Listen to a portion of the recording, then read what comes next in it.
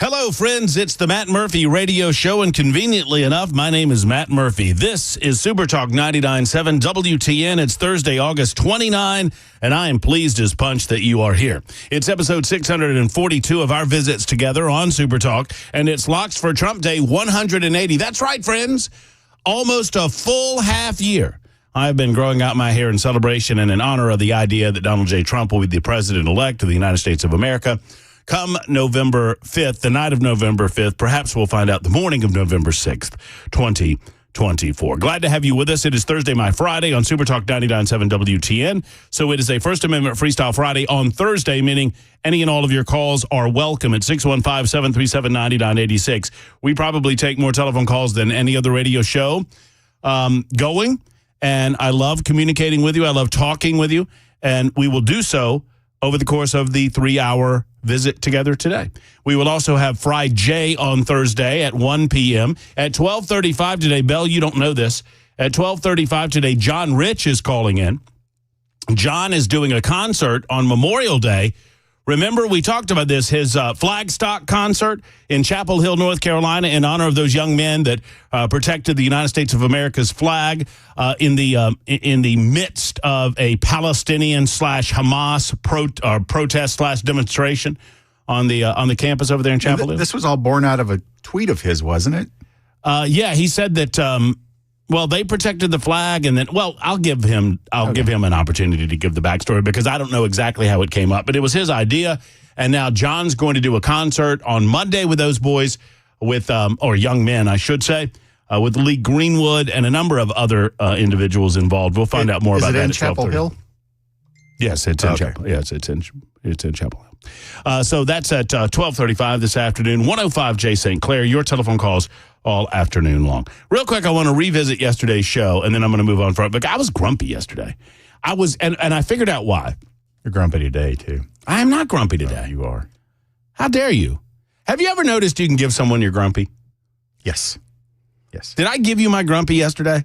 No, I feel like I did. That was not you by any stretch of the imagination. That was other things. Well, but somehow it's by happenstance that this goes on, where I don't try to give you my grumpy, but I do. Anybody know what we're talking about when I say that? Give someone their grumpy? Where you're in a bad mood and other people around you are in a good mood, and then unbeknownst to you or the other person, like an hour later, that person is in a bad mood and you feel better. I was in a terrible mood, and it absolutely had nothing to do with you at all. Well, I'll try to correct that today. Of course. I'll try to do better. I was in a grumpy mood yesterday, and I think I figured out why. Because I get frustrated when I feel like we perhaps are focusing our attention on things that aren't going to be helpful long term to save the United States of America. Now, I am nobody special. I'm a guy with a talk radio. I'm a guy with a talk radio show. I think that I host an entertaining and fulfilling 3 hours every day. This is not for everyone. I don't imagine you're going to please all of the people all of the time. You might get some of the people all of the time, or all of the people some of the time, but you won't get all of the people all of the time. That's what Abraham Lincoln said, I believe. But it started with our conversation with Marsha Blackburn yesterday. And I allowed an inundation of what I believe to be obviously a minority of people in the state of Tennessee to affect me, because they just came out of the woodwork and just were hammering me for having the audacity to even speak with Marsha Blackburn. I didn't invite her on. They asked if they could come on, and I said, sure. I don't invite these folks on for the most part, and I tell you when I do. But for the most part, they communicate with me. They say, hey, do you mind if we come on and share this or that or the other thing with you? And from Marsha's standpoint, her folks reached out to us, and I agreed. And so we had a conversation with Marsha, and I understand it's difficult because Marsha's a difficult person to know. And she's very knowledgeable about certain things, one way or the other. I'm not going to relitigate the interview. I will say this. There are some people that absolutely hate her. Conservative people that hate her. And for the most part, a lot of you are absolutely hating on her because of something that went down before I was here. I mean, involving January 6th and the certification of the election results, and apparently she made promises, whatever. I'm not here to relitigate that either. So we had several people on the show yesterday that were just hammering me for being just an awful human being and a part of the problem. And I don't know. It just fascinates me how much focus and energy and attention some people are willing to give on someone like Marsha Blackburn instead of actually focusing your attention on the real enemy. The real enemy is Kamala Harris.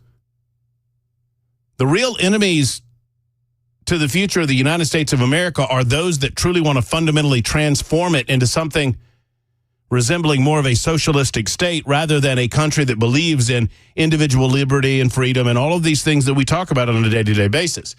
And I guess what got me grumpy yesterday, and I just want to, I'm introducing this subject not as necessarily a subject to discuss, but as a subject to explain why I found myself in a way that I was, because, I mean, we're one big happy family. At least I hope that we are.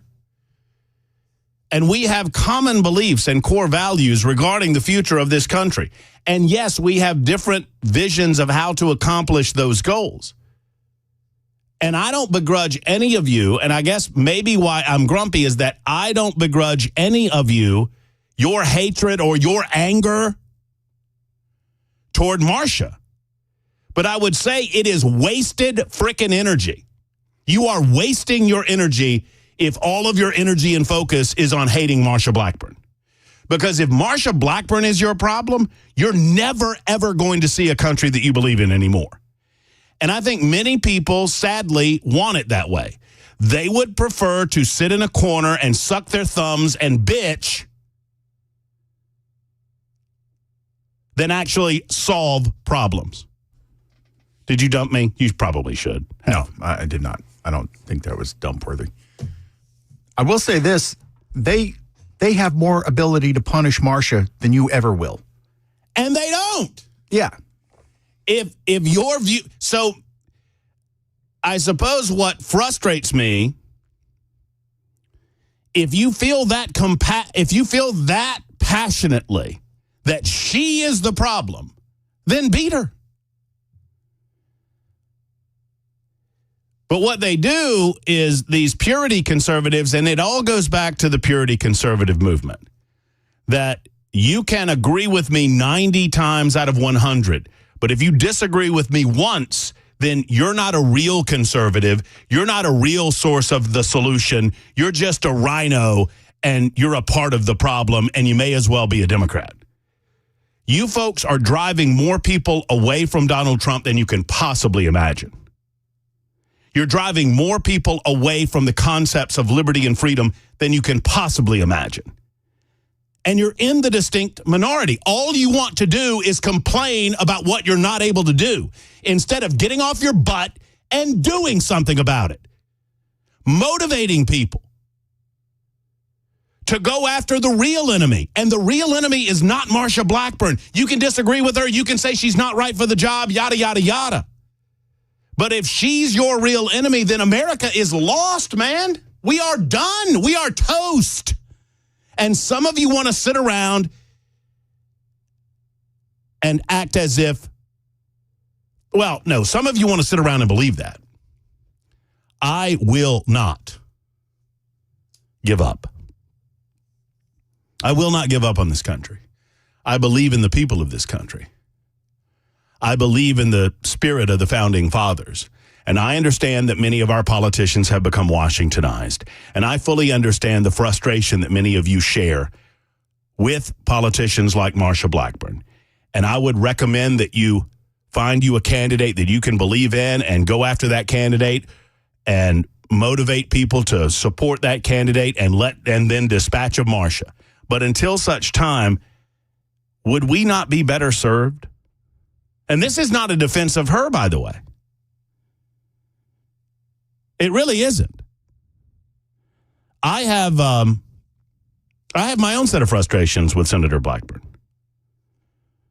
But because I disagree with her 5 or 6 or 8 times, I don't believe that she is an enemy of the state. I think instead she is a consistent voice of conservatism in the United States Senate that has made mistakes along her career path as a politician, as all of them have.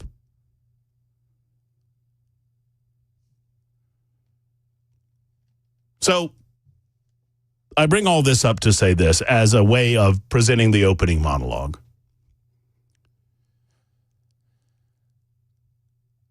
I want to focus from now until November 5th on those that want to destroy the concepts that made America America.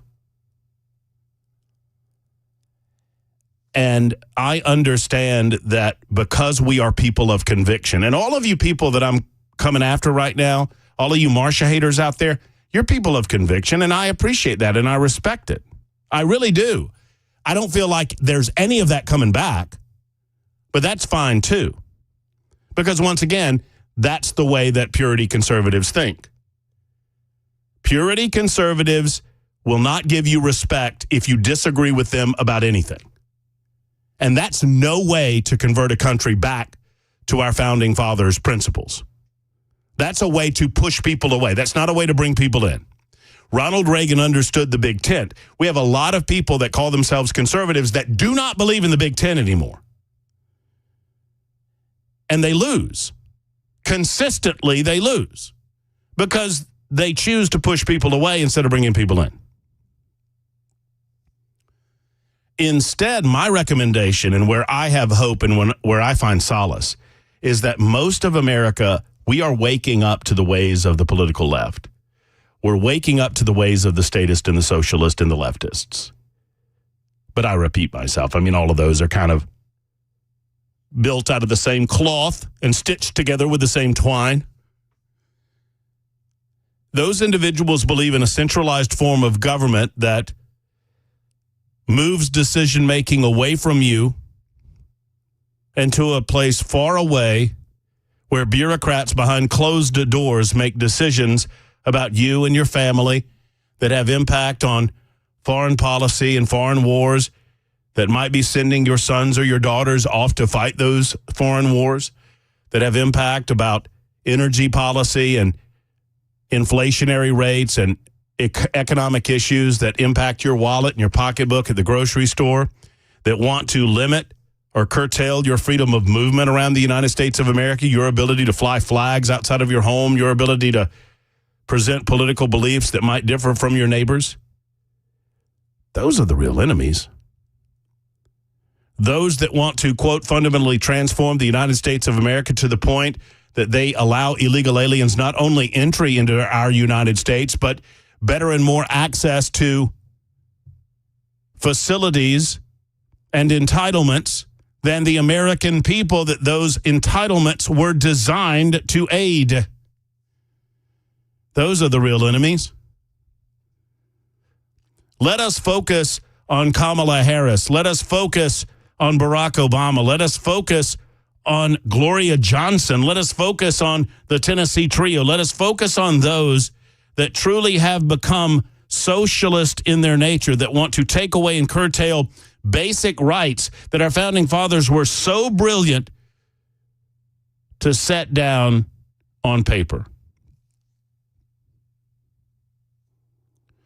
Because let me tell you, without those rights and without writing them down,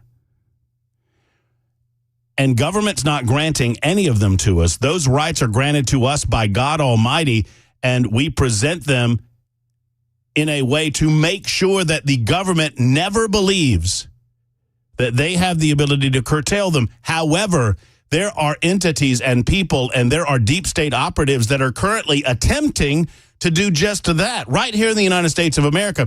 And they're having a hell of a lot more success in places like Canada and the UK and other nations that did not have the good sense and foresight to write it down. I believe Chris Hand was talking about a video earlier today that I saw last night. in which a British citizen was being told that he was going to be arrested for posting a video or a photograph of the British flag on social media, but he did it in such a way that they claimed had offended other anonymous people. These are the things we're talking about. And so I am heartened that on this August 29th, just before a Labor Day holiday, and I'm off tomorrow, which is why I would suggest that it's kind of my Friday, right? I am heartened that the American people have woken up to the ways of the political left. I told you right after the DNC was done that the game is on, baby. The Republican pep rally, I should say, the Republican pep rally has occurred, as has the Democrat pep rally. And now the game has started. And it's the first quarter. Do you want to win or do you want to lose? Now let's circle it back and close it. Which side are you on? At this point, we are dealing with a binary choice. I always put an extra syllable in the binary, and I'm sorry, it's binary, not binary. Which side are you on? Which sideline, if you want to use my football analogy, are you on? Which sideline do you think Marsha's on? Now, you might disagree with the play calling. You might disagree with giving her the ability to run the ball. You might want to put her on the bench. But if you don't think that she's on our side, then I don't know what game you're playing. I don't know what end you're strategizing toward. Do you not believe that we need her in the Senate? Do you not believe that we need conservative voices in the Senate or Republican voices in the Senate, which are two different things? Do you not understand the serious nature of what the Democrats are trying to do? Listen to Elizabeth Warren. Listen to Bernie Sanders. Hell, listen to Kamala Harris.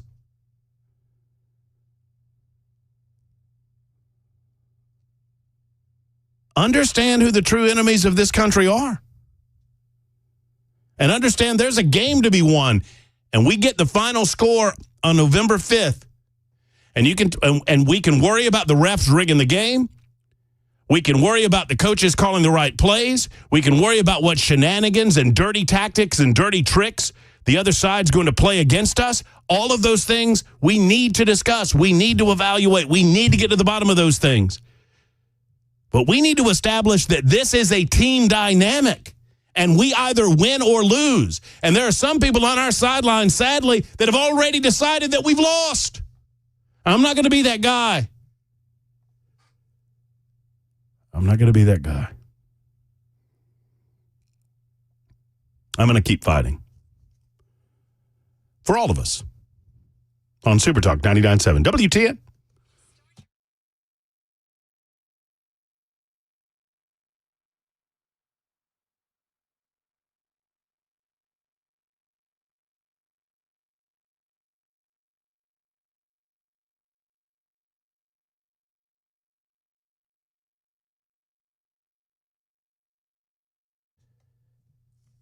Hello, friends. Matt Murphy for Efficient Heating and Cooling. Let me tell you, folks, it is hot outside. You know this. I know this. It can be hard to find someone that you trust if your AC is not working properly, but you can trust me when I tell you that Jeff Eddy and Efficient Heating and Cooling, they're that small company with big results. Efficient Heating and Cooling, they are big service-oriented and big results-oriented. Let's discuss what might happen when you make the call, because you might be calling them first or second. Jeff Eddy takes those second opinions very seriously when someone has told you that it's time to replace your unit, because he understands how much that costs. He understands that you're a baller on a budget, and he understands that to fix that AC for the rest of the season would save you a tremendous amount of money down the road. So Jeff Eddy, first and foremost, wants to fix your unit, but if it's time, they're an elite pro partner with Rheem, and they can assist you in that respect as well. Go to efficienthvac.net or call 615-784-4424, 784-4424 for Efficient.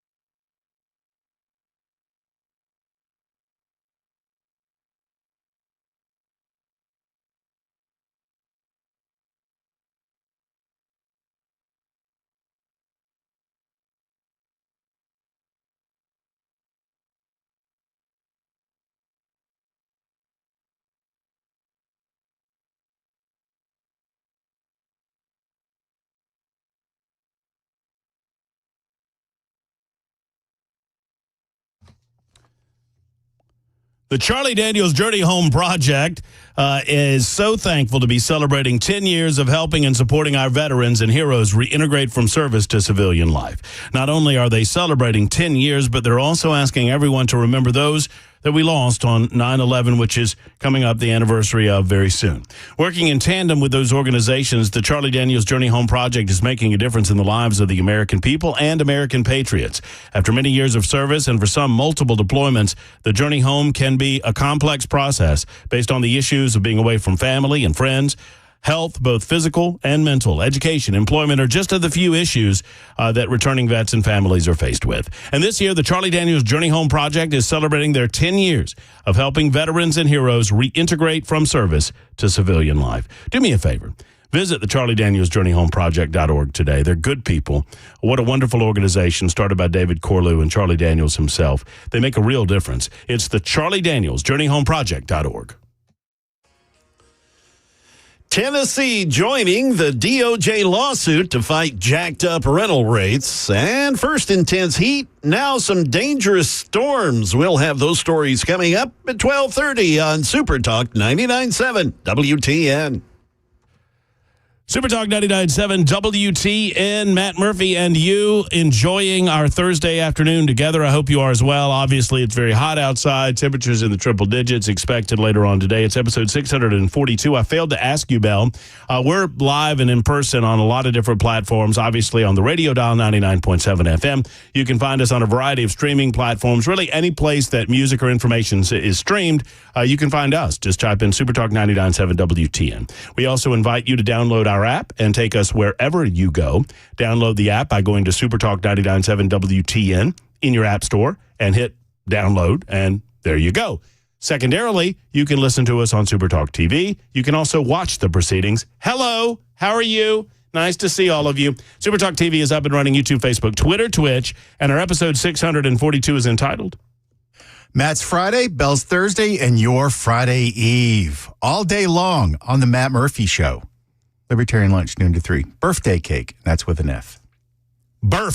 Birthday cake. Day cake. John writes in on the membersnutrition.com super text line, do you understand, Matt, the uselessness of having Republicans in the Senate that do nothing but side with the Democrats? What is the gain there? We don't understand. That's supposed to be gain. I figured I better clarify since you were using a game analogy, LOL. My response is, who do you want that's better if you are unsatisfied with Marsha? By the way, that is untrue. Your statement that the only thing that she does is side with the Democrats is not true. I could give you the example of the Supreme Court. Once again, mine is not a defense of Marsha. I'm not here to defend Marsha Blackburn. Marsha Blackburn can defend herself. My frustration, and the reason I got grumpy yesterday, and the reason I bring it back up today, is because we're dealing with purity conservatives, and we've got a game to win. And I don't have any time for you right now. We have to defeat the Democrats. We have to defeat Kamala Harris. If we do not defeat Kamala Harris, if you focus your energy and attention on the little things that you think Donald Trump's doing wrong, or on the people like Marsha Blackburn who you think are destroyed, we're going to lose. We are going to lose. Let us focus our energy on the big picture. That's all I'm asking you. That's all I'm asking you. And I believe there is still a salvation to occur in the United States of America. And I said that the way that I intended it. I believe there is a salvation ahead. At least I pray there is. 31 after the hour on Super Talk.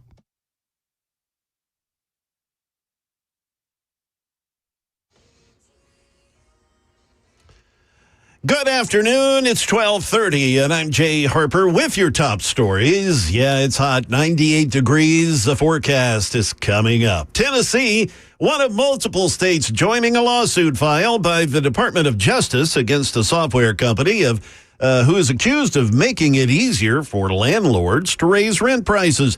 The lawsuit claiming that RealPage Incorporated violated antitrust laws through its algorithms, and the algorithm gives landlords recommended rental rates. Nashville is in the middle of a population boom, and thanks to demand, as you know, we're seeing rising rental costs.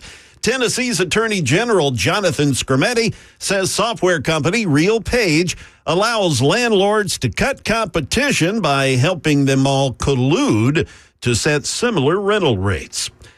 Well, if they're not hiding from the heat, they're dodging hailstorms. This is in the Midwest and the Great Lakes region. Jim Ryan with ABC says high temperatures and the threat of severe storms are heading east. Damaging winds and the possibility of heavy rain and hail are in the forecast from Fayetteville, Arkansas to Lansing, Michigan through tomorrow. The storms roll into the northeast by Saturday.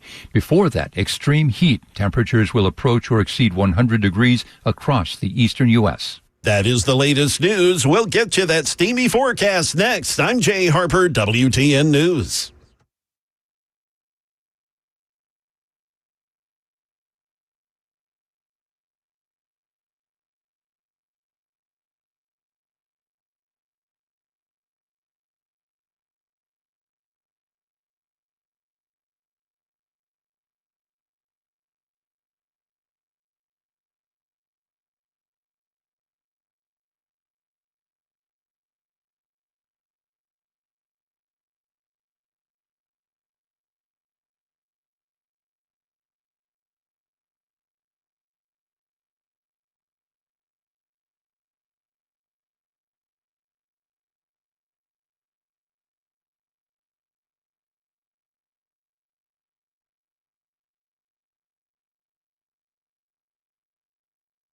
Hello, friends. Matt Murphy here for the one and only Glock Store, your place to shoot, your place to compete, and your place to party. That's right. You heard me correctly, friends.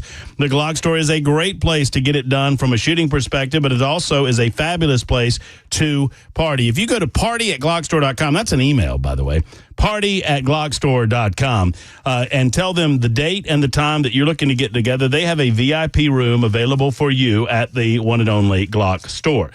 They can assist you with all of your party planning needs at the Glock Store. They can have an instructor there available for you and a shooting room available for you. So you got the VIP room. Imagine this. You got all of your folks at the VIP room. They're gathered together. They're having a good time.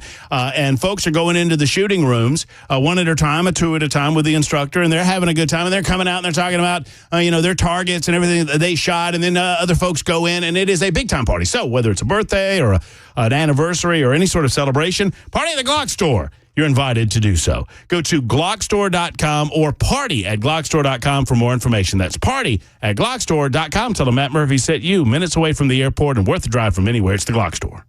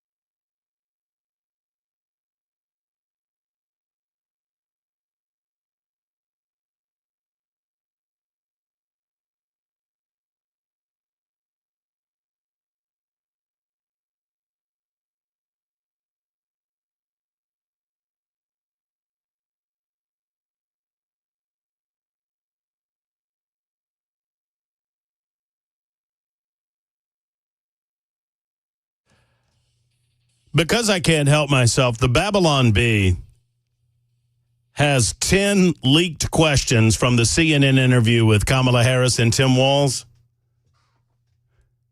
Bell's already giggling. 10 leaked questions that the Babylon Bee has gotten their hands on from the CNN interview with Kamala Harris and her buddy, her emotional support animal, Tim Walz. That is coming up in just a couple of moments on Super Talk 99.7 WTN. Cannot wait for that.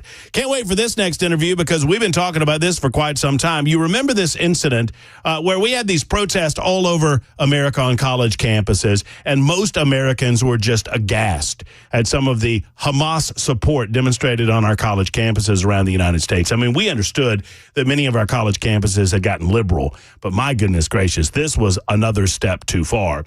And we saw an incredible moment in Chapel Hill, North Carolina, that it made all of us so proud.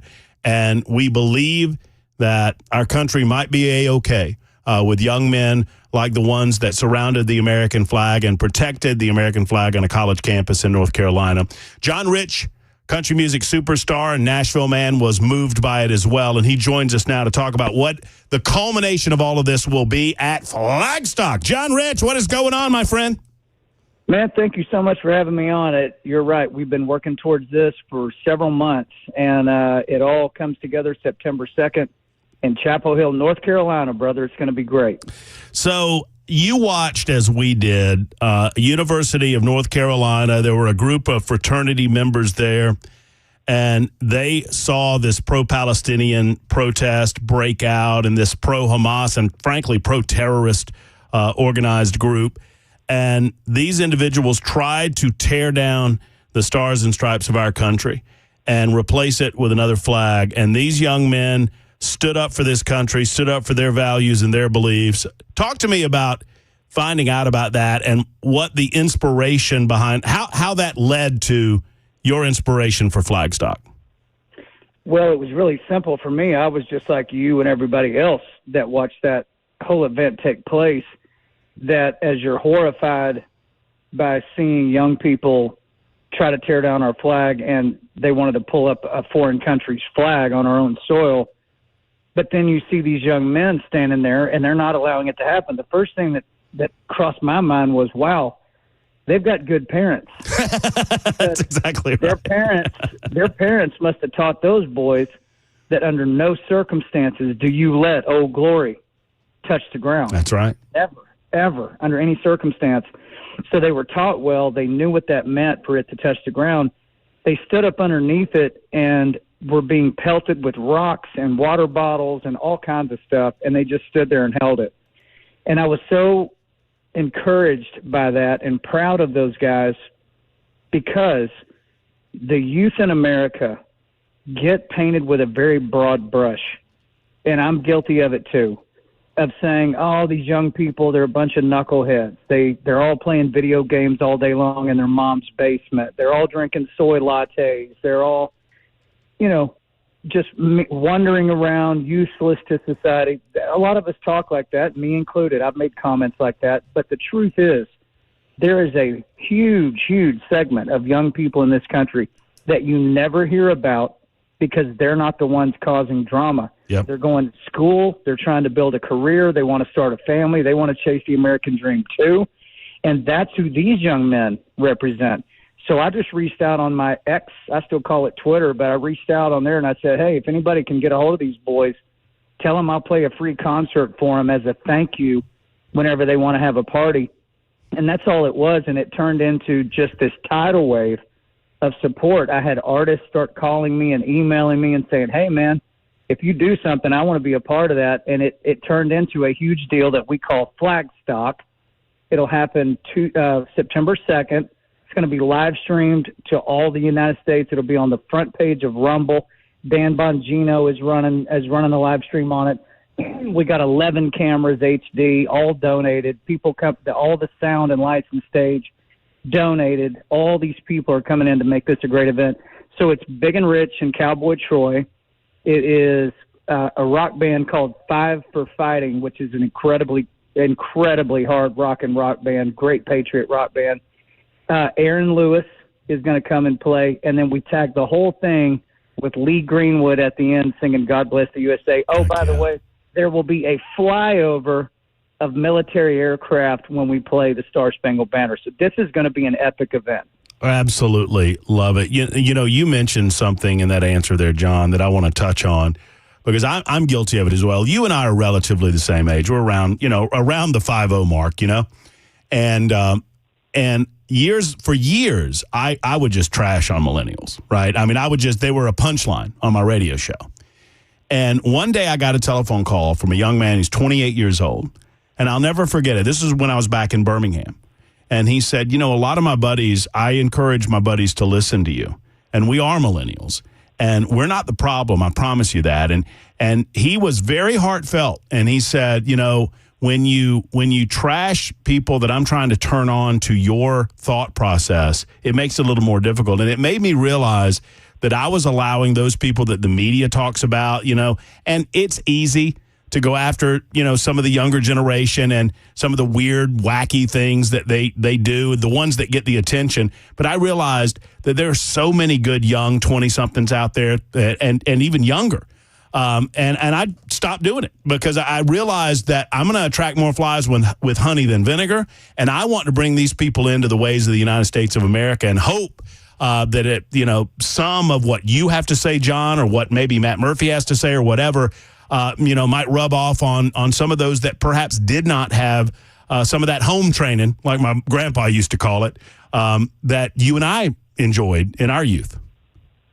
Yeah, and I'll tell you this, Fort Campbell's just up the road, and I was there not long ago, and when you walk onto that base and you're seeing all the men and women serving, it is shocking how young those faces are. I mean, they are young. And you realize, man, they could have done anything they wanted to do with their lives in this country, and they decided to serve in the Army at Fort Campbell. And then you think about our ancestors, the men that won World War II. Good Lord, man, you're talking about 18, 19-year-old guys, some of them even 17 that were going in that early, that beat Hitler and Mussolini and Imperial Japan all at the same time. So, yes, it is a new era, and young people do come across in a different way. But, again, to these UNC frat boys, the last guys on earth you would think would be somebody that would earn your respect. They absolutely did, man. I mean, they stood there and said, I think they could have come at them with baseball bats and they wouldn't have moved. Amen. They were not going to move. And they just stood there and took it. And I hope that this flag stock event we're doing, as we move towards this election, I hope I see a wave of patriotism break out in college campuses all over the place, because you only see the people that hate America on television. Show me the people that love America, because I bet it's 10-1 if you really saw the breakdown. I want to see that happen. That's my personal aspiration for flag stock, is that it really sets into motion a big fire across this country for patriotism and love of our flag. John Rich with us talking about Flagstock 2024 happening on September 2nd, Labor Day in Chapel Hill, North Carolina. Obviously, if you're around, you need to get to this event. But as you mentioned, John, it's also going to be broadcast so folks can go and watch it. And I want to give a shout out to some of the folks that are making it possible. I know Dan Bongino has been a part of this, and he's a great guy. It will be on his Rumble page. And also, I believe Old Glory Bank is one of your live stream sponsors making this happen for you as well, right? Yeah, that's true. And then Mission Barbecue is actually giving free barbecue to all these frat guys and their buddies. They're coming in. And Mission Barbecue, listen, if you haven't been to a Mission Barbecue, go to that place. They do the Star Spangled Banner every single day at noon, every day. I mean, that is a real deal patriot barbecue chain, so go check them out. Listen, we need positive things for us to rally behind. Everything is negative. Everything is nonsense. It's all aggravating. So when you see something great like this, young people standing up and showing courage and loving their country, they should be commended. They should be recognized. They should be celebrated. And I encourage all adults out there, like what you said earlier, go find the ones that are doing a great job and support those people. Give them some backup. Say, hey, step on out there and do it.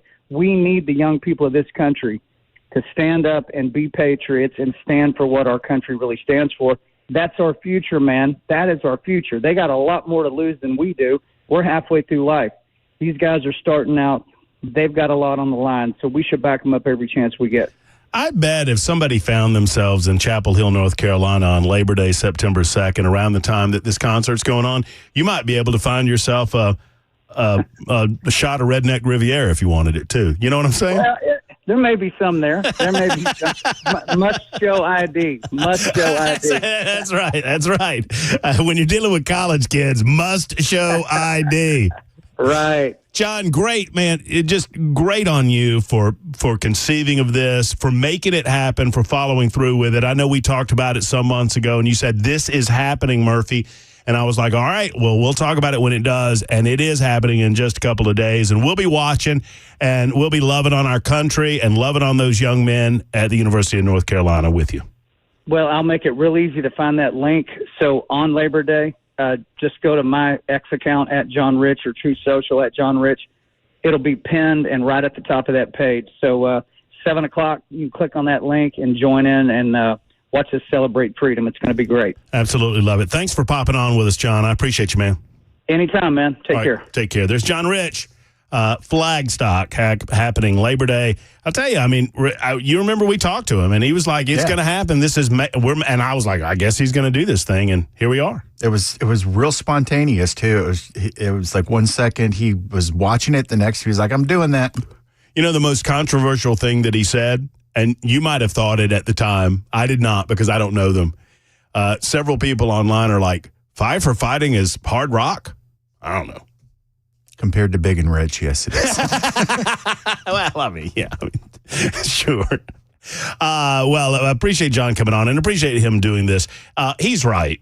And you know, we're guilty of this too. And based on how we opened the show today and talking about some of the stuff we were discussing yesterday and based on what John had to say, I mean, there's an old saying, if it bleeds, it leads. That is a statement that journalists or those that have been in the communication industry know. It is a concept that bad news sells more than good news. Let's put it this way. Flight lands safely and on time is not a headline you're ever going to see, right? Because it's not news. And so the nature of news is that it gravitates toward the negative. Now, when you take that reality and blend with it the bias that we see in the mainstream media today, you have not only an avalanche of negative news, but that negative news seems to all point in one direction, that conservatives are the problem or Republicans are the problem and Democrats are your salvation. And that's not true. And the news is not all negative. There are some positives out there. We need to do better about highlighting them. I need to do better about highlighting them. And I appreciate someone like John Rich that spends his time, energy, effort, and money to do the same. So September 2nd, this coming Monday, Chapel Hill, North Carolina. Gates are opening at 5 o'clock. The concert starts at about 7:30. I think the live stream starts at 7, and you can find said live stream. I'll do my best to repost it as well on my X account at Matt Murphy Show. You can also go to John Rich's. He'll have it there, and of course, it will be on Rumble as well. It's 12:50 on Super Talk 99.7 WTN.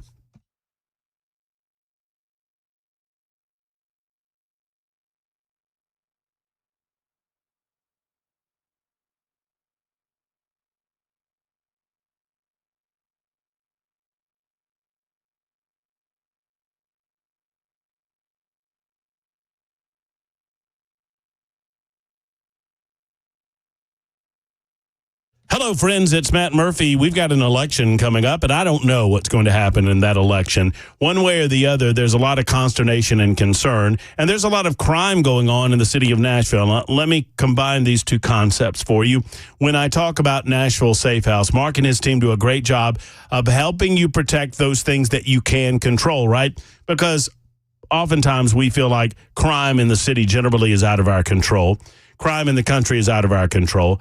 Theft is out of our control. But we can control how we react to it and how we protect ourselves and our property. And you do that, first and foremost, I believe, by protecting your family with your Second Amendment rights. And you protect those Second Amendment rights with a safe from Nashville Safe House. If you don't have a safe and you are a gun owner, may I humbly suggest that you're doing it wrong. You need to have a safe to protect those items. Plus, in addition, you can protect those valuables that mean so much to your family. Sentimental items or items of actual value can be protected from theft or fire with a safe from Nashville Safe House. Nashville Safe House has the largest selection around. They're the largest Browning dealer in the United States of America. They have every brand that you can shake a stick at and more safes than you can count at Nashville Safe House. Gun safes are always sales tax free at Nashville Safe House. Go to NashvilleSafeHouse.com or go by and see them. 4th Avenue South, right across the street from City Cemetery. Tell Mark and his team I said hello, Nashville Safe House.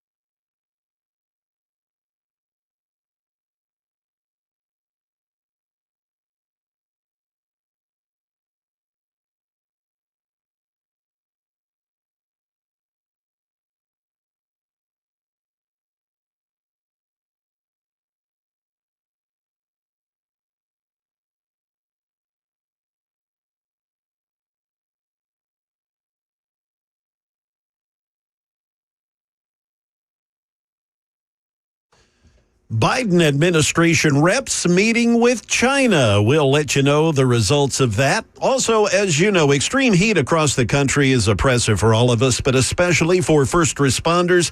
We'll have a story about that. And a drifting kayak in Sumner County raises disturbing questions. That's all coming up at 1 o'clock on Super Talk 99.7 WTN. That's a pro tease.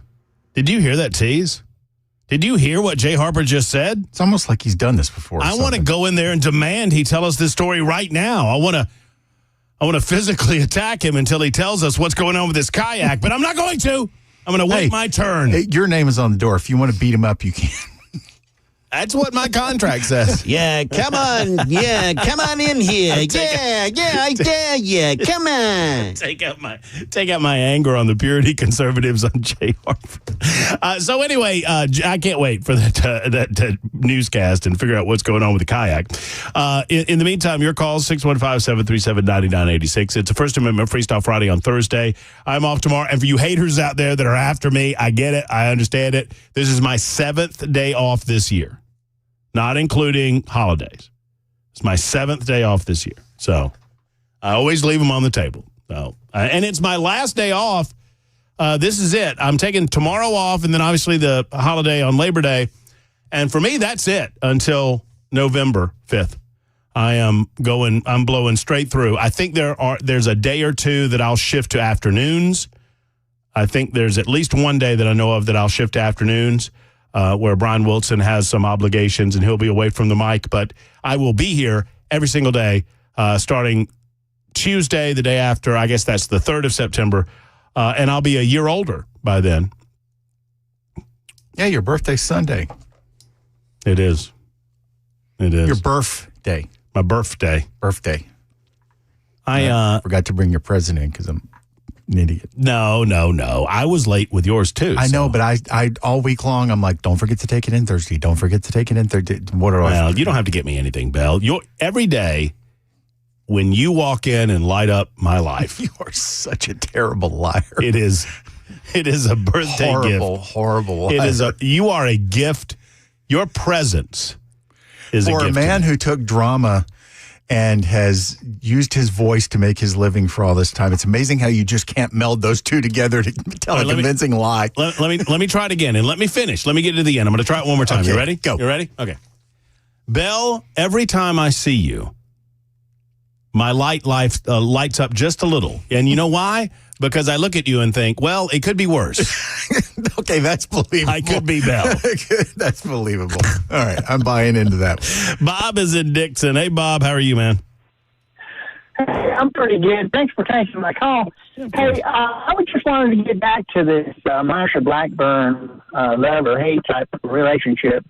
About 6 months ago, her and Bill Hagerty both voted on a bill that I did not support, and I wanted to talk about it. So I called Marsha Blackburn's office and left a message. Then I hung up. I called Bill Hagerty's office. Mailbox full. I called another number of Bill Hagerty. Mailbox full. I did finally get to call the third number and left a message. Never heard a word. Never, ever. Not even from a staffer. Marsha Blackburn called me back. We talked for about half an hour on the phone. Well, she told me she called you back personally? Personally. Wow. We talked on the phone for about a half an hour. I told her at the end of the half an hour, I said, I still do not, accept your vote on this bill, but I will continue to support you for as long as you want to run. She has a connection still with her constituents that she takes personally. And that is hard to find in any politician. Well, Bob, I'm surprised that you got a call back from her, and that's good. That's good for her. I mean, because, after all, Tennessee's a state of what? How many million? Thank you, Bob. How many millions? 8 million? I was going to say 7 million? 8 or 9. Something like that, maybe. Maybe more. So there's a lot of people that she represents. But I'm glad you told this story. I'm glad you made the call. Coming up, hour number 2 on the Matt Murphy Radio Show to include a Friday session on Thursday. Can't wait. Get your questions and comments in on the membersnutrition.com super text line 615-737-9986. It's my Friday, your Thursday on Super Talk 99.7 WTN.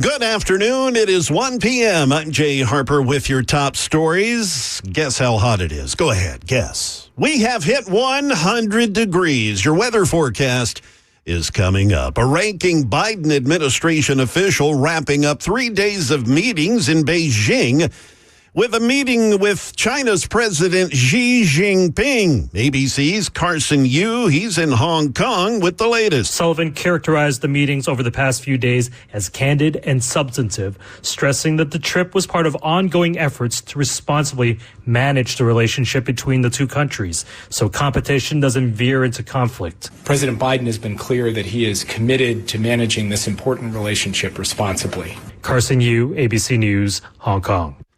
More than a dozen states are under heat alerts today across the South. We know about that, right? Well, it extends all the way to Virginia and Louisiana. ABC's Elena Athens, she is in Cary, North Carolina, where firefighters battled a blaze in this oppressive heat. This intense heat, the poor air quality is making the job even harder. They're limited how long they can stay inside the home and fight the fire. Each firefighter has to be checked by EMS once they do come out, and then they're allowed to go back into rotation. There's also a number of coolers that are set up here on site where they can pick up a nice cold bottle of water. So we've seen not only firefighters taking advantage of this, but also paramedics and police officers. Back here in Tennessee, Sumner County officials, they're working to locate the owner of a kayak that was spotted just drifting along the Cumberland River. The kayak, it had all kind of fishing gear in it, a motor, batteries, other personal items, had food in there, but no identification and no person. The Tennessee Wildlife Resource Agency, they are using sonar technology to search the area there. The search will resume today. Dogs, drones, and more resources. They're doing all this at Bledsoe State Park. The kayak, they're thinking it may in fact be connected to a man who was reported missing out of Lebanon. That is the latest news. Weather is next. I'm Jay Harper, WTN News.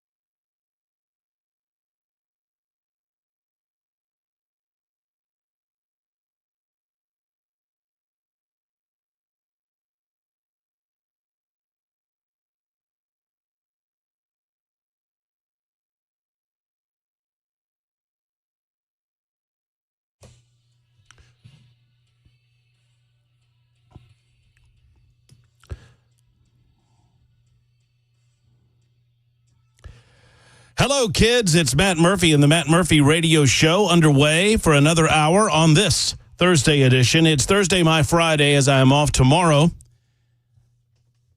in advance of the Labor Day holiday. It's my final day off before November 5th. So that's my excuse. I'm clinging to that, and I'm staying right there. A lot of people giving me hell for being off another Friday, but that's okay. Only 7 days so far this year. That's like one a month.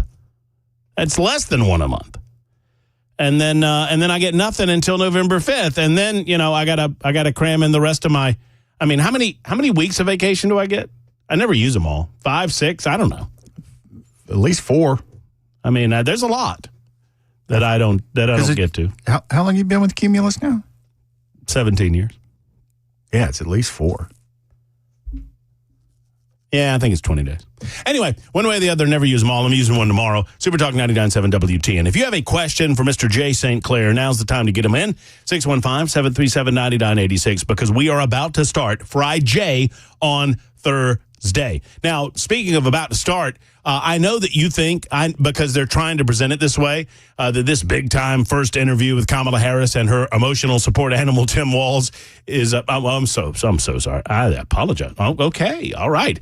Dana Bash has this thing going on in 6 hours and 53 minutes and 22 seconds. I know that because they have a countdown. Why does CNN have a countdown on this? Because you want to count down to a monumentous event that may not happen again. Right. It's so pathetic. Although the Kamala Harris people have now come out and said, because there was criticism, rightly so, hold on a second, you're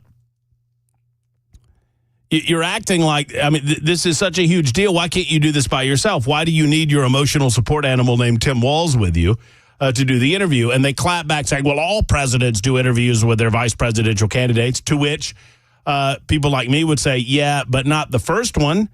Is this the one and only?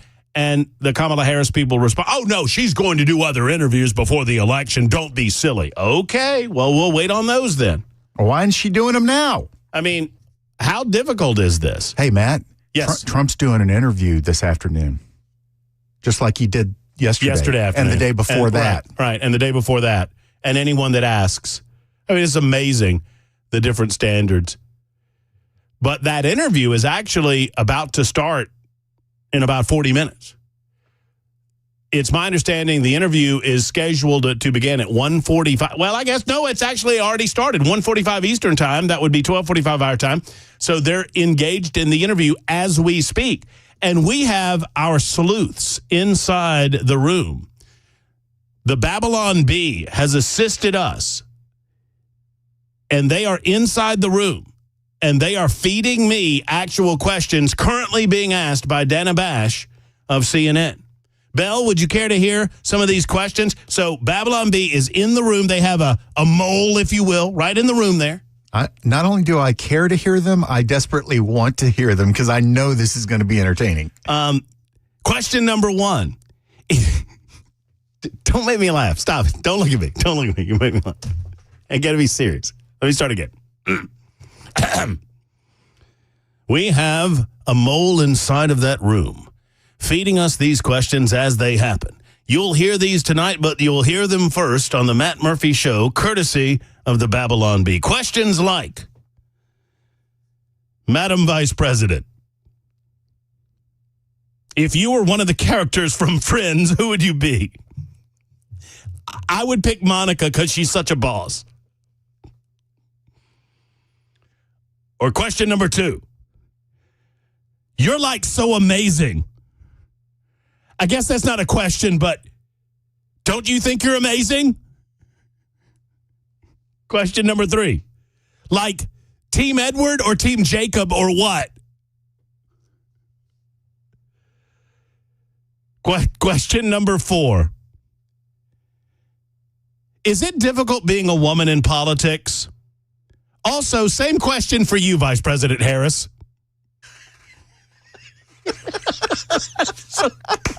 so good. That's so good. The Harris Walz ticket, now a twice the estrogen. What do you think about feminism? Do you like it? Question number 5. Can we please hear that adorable laugh of yours one more time?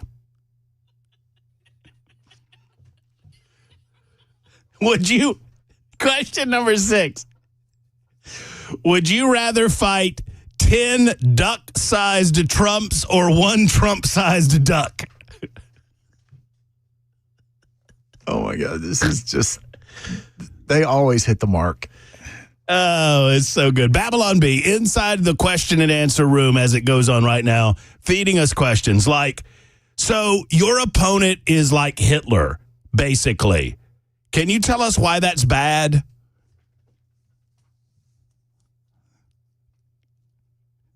And then finally, well, Hitler was the leader of a country, and it was a country in Europe, and it's next to other countries. Question number 7. So this brilliant new idea of yours seems to have come out of nowhere. Can you tell us where you came up with the idea to build a border wall?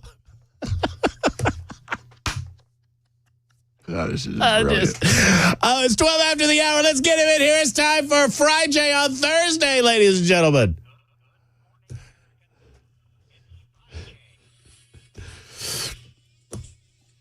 Oh, my goodness gracious. Jay's going to explain it all to us as it comes to this. I love this turn of phrase, superseding indictment. Apparently, Jack Smith has now filed a superseding indictment, which clearly supersedes the former indictment, which was going nowhere. To explain this to us, plus all of your legal questions, anything on your mind, 615-737-9986. We welcome back to the show my best friend, my legal correspondent, my life consultant, and gambling buddy, Jay St. Clair. Hey, Jay. Hey, buddy. How are you? You know, man, I thought you might ask me that, so I've been giving a lot of thought to that. Mm-hmm. The only way I know I could be better if I were Harrison Burton. What about that? Maybe Jeff Burton, but definitely Harrison Burton. That was so cool. It was cool. I mean, and for those who don't follow it, Jeff Burton, a longtime driver in NASCAR, and he has now gone up to the announcing booth. And most people that have followed NASCAR at all know the Burton family, right? And you know Jeff Burton. Well, his son, Harrison Burton, is a driver, too. Yeah. And you might know more about this story. He lost his ride with the Wood brothers, right? They basically fired him. That's right. No, he's been he didn't use the word. He's fired, but he's working out his notice. Right. They're not going to renew his contract after this year. Exactly, that's right. And he, with his daddy calling the race, right, he won the race at Daytona, this last weekend. Yeah. And he was emotional. Obviously, Jeff Burton was emotional. They did something they don't often do. They got a camera shot on the booth. Right. And he couldn't talk. You could tell that he was very emotional, and it was just cool to see. That's great. And yet, I don't know if you were alive when this happened, but that happened before with Dale and Ned Jarrett, Dale Jarrett and Nell Jarrett, and I think it may have been at Daytona. Oh wow! And Dale Jarrett beat Dale Earnhardt. The two of them were racing, and they let Ned Jarrett call it the last lap. Oh, did they? And he switched into dad mode, right? I mean, he couldn't help it. But yeah, you need to watch this, great, because he was calling it's the Dale and Dale show. This is Ned Jarrett calling the race live, man. Mm-hmm. And he says, and which Dale I'm rooting for. Yeah, that's right. Well, and another, and not to turn it sad, but there was another incident similar to that where Darrell Waltrip was in the booth for Fox when they were taking the last lap. And this was at Daytona, too, is the day that Dale Earnhardt died. And Michael Waltrip, his little brother, was going to win the race, and he was so excited that he won the race. And he was yelling and screaming, and you go, Mikey. And then there's a pause, and he said, I hope Dale's okay. And you could hear it in his voice that I think he knew it was bad. Yeah. So anyway, but yeah, it was really cool to see Harrison Burton winning the race last weekend. No, that's very good. I love it. I love it. Jay, I hope your life's going well. You know, mine is great. I got a couple of days off, and I got new grips on my golf clubs. I can't tell you how excited I am.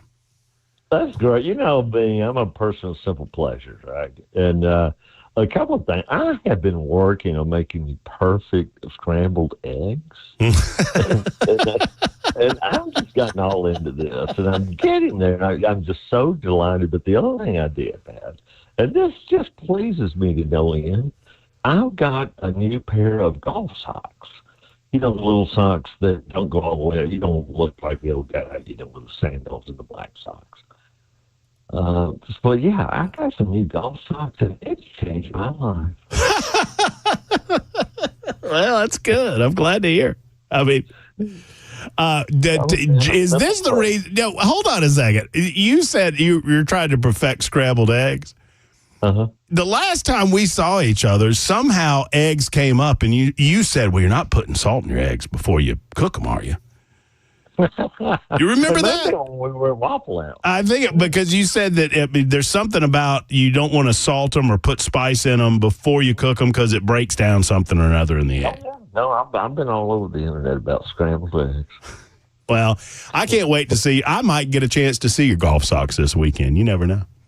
I hope you do. I'll tell you what. You show me your golf socks, and I'll show you my new grips. How about that? Okay. All right. I like That it. sounds like an action plan. All right, Jay. A number of folks already bringing in questions. We're going to answer them all. I'm going to get to them. I promise you. At 615-737-9986. Jay, the phrase superseding indictment has come up in the news lately. Would you care to tell us what a superseding indictment is? Yeah, you know, it's just a fancy word for amended. You know, on the civil side, we would just call it, you file the original complaint, then you amend it, you change it. And on the criminal side, it's just you file the original indictment, and then you amend it. They hoity-toity, and so they call it superseding. And it's flowing from the case that went to the United States Supreme Court. This case that we're talking about went to the United States Supreme Court. And it's the case where they dealt with the issue of presidential immunity. You know, and that's when they said that, yes, the president is absolutely immune for official acts that fall squarely into his job as president, but he's not immune for unofficial. Jay, I'm going to apologize for interrupting you. I'm going to interrupt Jay for a second because I'll tell you what, we'll take an opportunity to go ahead and take a break, pick up on him and see if we can get him in a better little location. We're kind of losing the cell there. I don't know why, and I know Jay's very good about not moving about during these visits together. You know what we need to do? I'm gonna work on this weekend when I see Jay. We're gonna get him on Zoom. That's what we're gonna do eventually. But for now, we'll get back to Jay. How is drugs going to help the interview? What? Oh, never mind. And more people than you can shake a stick at want to know what Jay's recipe for the perfect scrambled eggs are on the membersnutrition.com super text line. So maybe we'll get into that too. It's 20 after the hour on Super Talk.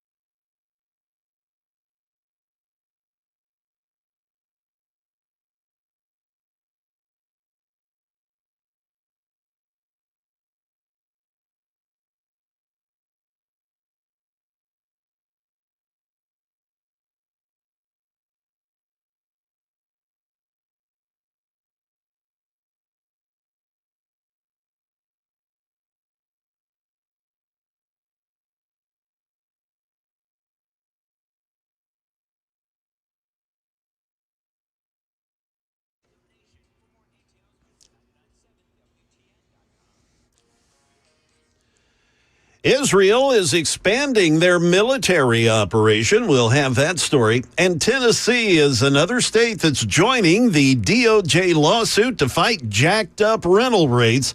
We'll have those stories at 1:30 on Super Talk 99.7 WTN. All right, thank you, Jay Harper. We've got a couple of Jays. There's Jay Harper back in the newsroom gathering headlines at 23 after the hour on Super Talk 99.7 WTN. It's my Thursday, my Friday, your Thursday. And so we have a Fry-Jay edition. Oh, no, it's... No. Jay St. Clair is with us, and the conversation has turned to eggs. Jay, the question has been posed to you. I mean, this is a legit question for our legal correspondent, a man that has argued cases before the United States Supreme Court. Jay, the question being asked more than anything is, do you add milk to your scrambled eggs? No. No? Oh. No. Okay. Are you willing to offer the Jay St. Clair scrambled egg treatment to the listening audience? Yeah, absolutely. Okay.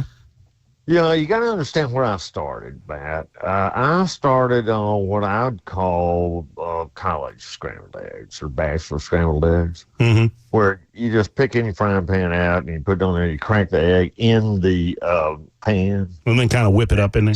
And just take your fork, and screw it up a little bit. And then burn it. Right. That's where I was. Right.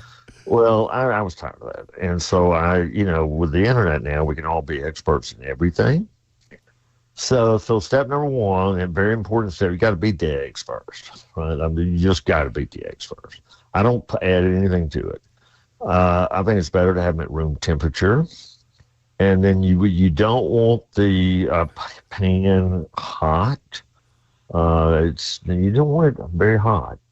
I cook mine in olive oil. Butter is another alternative, but you got to have some. I got a stickless pan, but it's better. You got to have something in there. So I put a little bit of olive oil, which gives it a really kind of an exotic flavor. And then here's the two keys. It's low heat, but then I never knew this technique, man. Instead of stirring the eggs, you take like a spatula and you pull it from the outside into the middle. I never knew that, and apparently that's a pretty common cooking technique for all kinds of things. And so just as it begins to harden up around it cooks first around the edge. And just as it's starting to cook around the edge, pull that into the middle. And just keep going around the pan, pulling it into the middle. And then that way, instead of just getting these kind of, they're falling apart and there's no real big lump of eggs, right? It's just a bunch of crumbs, if you see what I'm trying to say. Yeah.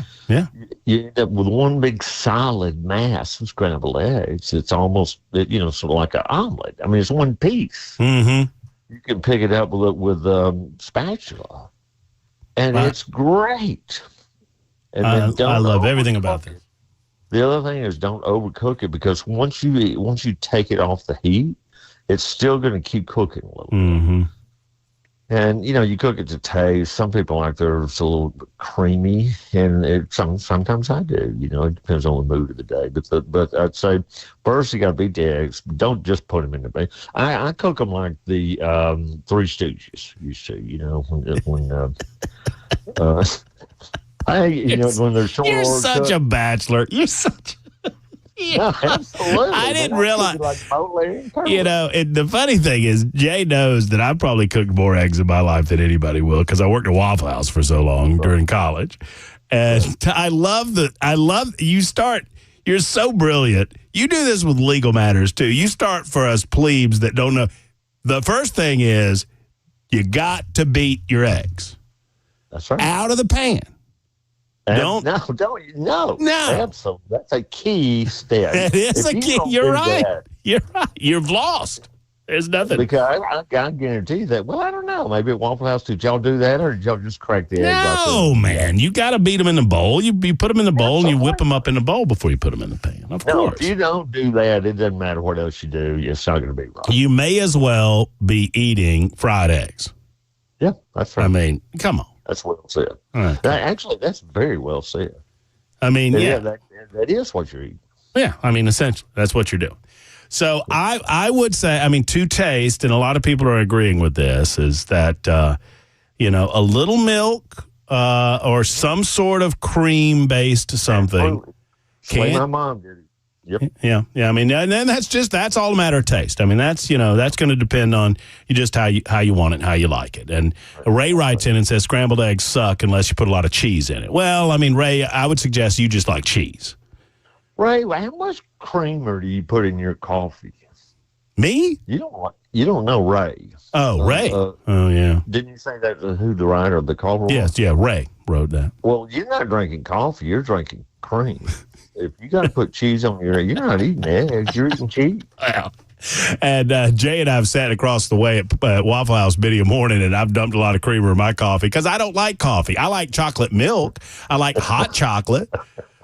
And that's what I try to make my coffee taste like. Jay happens to be a coffee snob. I happen to know. I'm going to tell a story. I happen to know that Jay St. Clair is such a coffee snob. Bell, if I told you that this man of simple pleasures, as he describes himself, if I told you that on trips that he took his own coffee maker into hotel rooms with him because he did not want to depend on the coffee service at the coffee shop downstairs, and he didn't want to depend on the coffee pot in the room. Would you believe me? Yeah, it makes perfect sense to me. Well, hey, Bell, you know who else did that? Who? James Bond. I learned that from James Bond. Roger Moore, when he played Bond one time, he's got this suitcase and M's in there with him, and he's unfolding this thing and puts this huge contraption together, and it's a coffee maker. You think it's like going to be a gun or something, and it's a coffee maker? Or an atomic bomb. Oh, right. And he makes a cup of espresso, and M looks at him and says, "Is that all it does?" All right, Jay, hold on. We're going to talk some real legal matters in just a moment, right after Jay Harper's news. A lot of egg conversation going on in the membersnutrition.com super text line. Jason writes in and says, Jay, that's how I cook my eggs, except I substitute bacon grease for the olive oil. Man, Jason, my grandma would have loved you because everything had bacon grease in it at grandma's house. More coming up with Jay, and we'll get into this superseding indictment and what it means. I don't think it means much, but we'll find out from Jay exactly what it could mean from a legal perspective coming up next on Super Talk.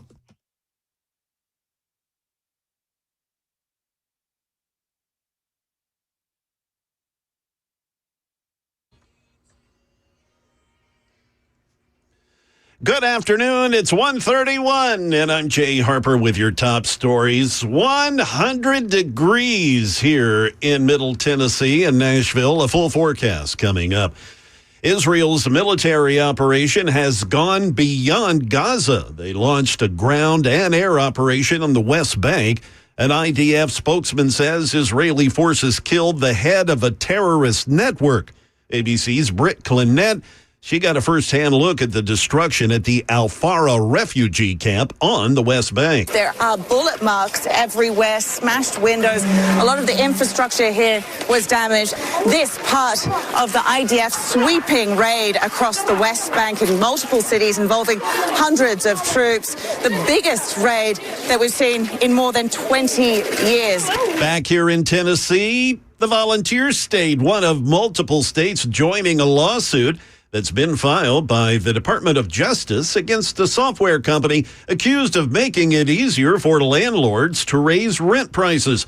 The lawsuit claims RealPage Incorporated violated antitrust laws through its algorithms, and the algorithm gives landlords recommended rental rates. Nashville is in the middle of a population boom, as we know, and thanks to demand, raising rental rates are certainly an issue here. Tennessee's Attorney General, Jonathan Skrmetti, he says software company RealPage allows landlords to cut competition by helping them collude to set similar prices. That is the latest news. Weather is next. I'm Jay Harper, WTN News.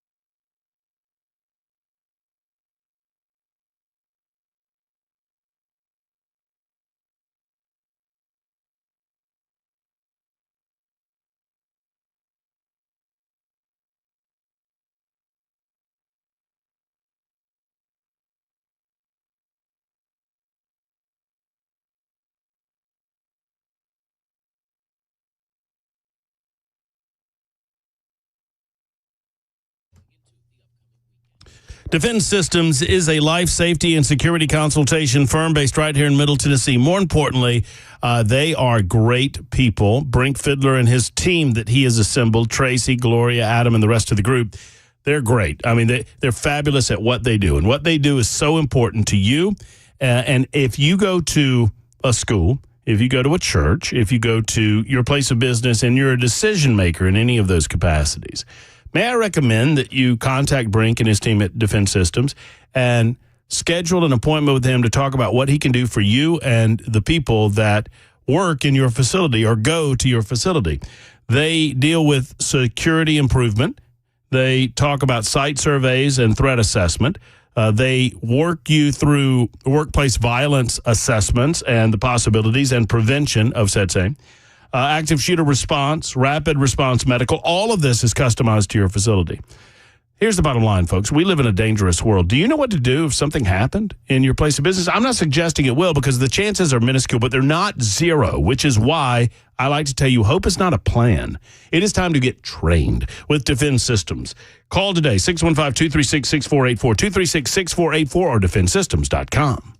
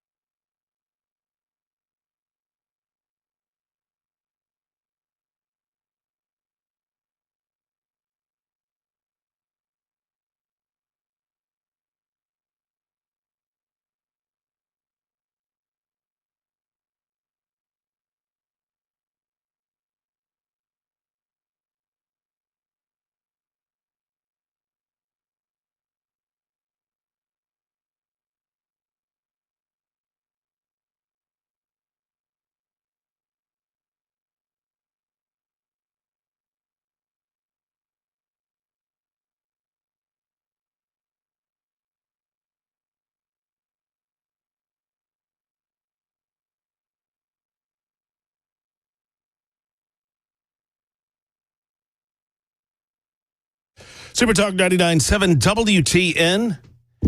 It is Thursday, my Friday, August 29. There's a big interview coming up tonight. It shouldn't be a big deal. It should not be a big interview, but it has become a big interview because, well, the presidential candidate for the Democrats has not given a sit-down interview since she has been a presidential candidate. Cameron Smith will be in for me tomorrow breaking it all down.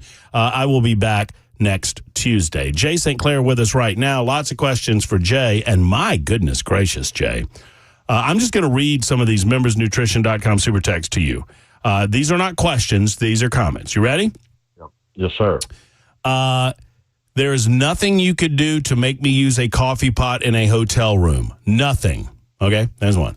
Yep. 1591. I do the same thing with my coffee. 1440, I do the same thing with my coffee. Tim, I'm with Jay. I do the same thing when I travel. Jonathan, I agree with Jay. The best coffee is your own coffee, 99% of the time.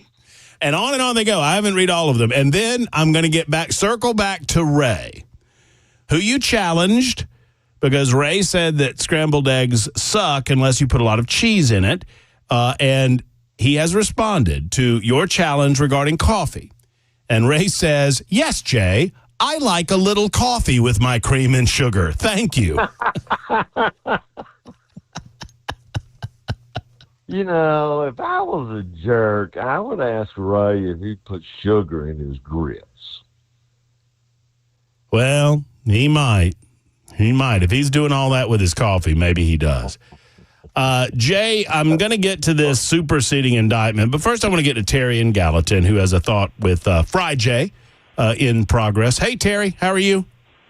Hey, man, doing great. I just wanted to say I'm out here driving around in all this traffic at rush hour and carrying on, and y'all started talking about scrambling eggs and drinking coffee, and I swear I pulled over and just started relaxing and really enjoyed that 3 or 4 minutes.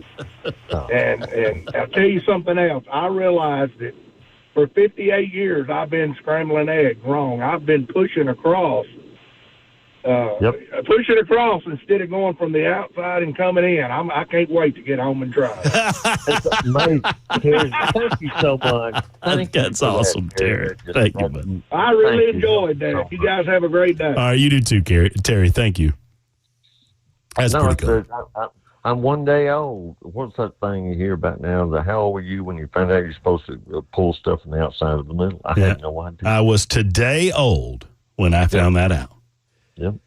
Well, I mean, I knew it. I mean, there's a different way they do it at the old WH, but that's an entirely different setup. I mean, you can't translate Waffle House to your own kitchen because the setup is just completely different. So, well, it's high volume. That's right. Yeah. That's right. Jay, give me a sense of from 50,000 feet. I know you like to do it from there first. I mean, what all of this means. I mean, it feels like Jack Smith is insistent that he insert himself in the presidential contest. I mean, it's untoward. We're 60 days out thereabouts, and he's throwing this back out. He knows that. I mean, well, I don't want to presume anything. Will any of this go anywhere before the election, Jay, in your opinion? No, absolutely not. All you need to know about it is all this, once the Supreme Court decided the case like they did, Matt, there is 0% chance this case is going to trial before the election. So that's all you really need to know. You know, why is he doing this now? Well, he gets paid, right? And so he's got to do something. If he doesn't do anything, it looks like he's not doing his job. But yeah, it is tilting at windmills at this stage. Mm-hmm. And here's the deal: Supreme Court, those governors up there are pretty smart. See, now they have to wrestle with exactly where is the immunity line in this case, man. What conduct is immune and what conduct isn't? And the Supreme Court said, Judge, you do that first. But they said this: before you go to trial, he gets to appeal before the trial. Well, there's been a lot of questions now about, you know, whether or not any of this sentencing will happen. I noticed that, I don't know if you saw this, that the DA, Alvin Bragg, sent a letter to the judge. We need to wait past it. Yeah, we're switching now to the New York case. Yeah. I'm flipping to the New York case. And I mean, with that recommendation, I mean, the judge gets to, I mean, you've taught me over the years that judges have a lot of power in their courtroom at the time that they make decisions. Do you think that will sway the judge in any way in his decision-making process? Not that letter or not that position. As I've said all along, nothing about this case is about the law. It's 100% about politics. So I think his decision will be driven 100% by politics. I think he will do what he thinks is best calculated to hurt Trump as much as he can hurt him. And so whatever political calculation he does, that's what he's going to do. I'll say this, that conviction, if they thought that was going to crater Trump's campaign, well, that play didn't work. No, none of them.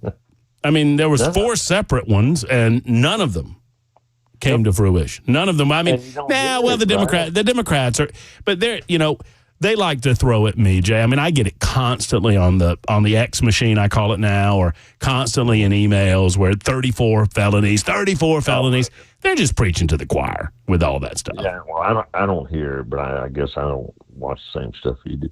I hadn't seen anything about that on Motor Trend TV, man. You're telling me Harrison Burton did not mention Donald Trump's 34 felonies when he won that race the other night? And the Iron Resurrection, these great guys out in Texas rebuild these old cars. They hadn't talked about it a single time. Not a bit. Jay St. Clair, these are some of the super text I'm going to get. Pat writes in, Jay St. Clair has revolutionized egg cooking in Middle Tennessee. The grocery stores will wonder why there's a run on eggs this afternoon. Now, a lot of folks are suggesting you put a little milk in your eggs, and I'm not going to do that, Jay. You do you. Well, no, I get it. I totally get it. But there's a matter of taste. I'm gonna give it to you straight, man. This is shocking to me. Uh-huh. There are millions of people that root for the University of Florida. Weird. I know. So, everybody's got different tastes. Yeah, I guess so.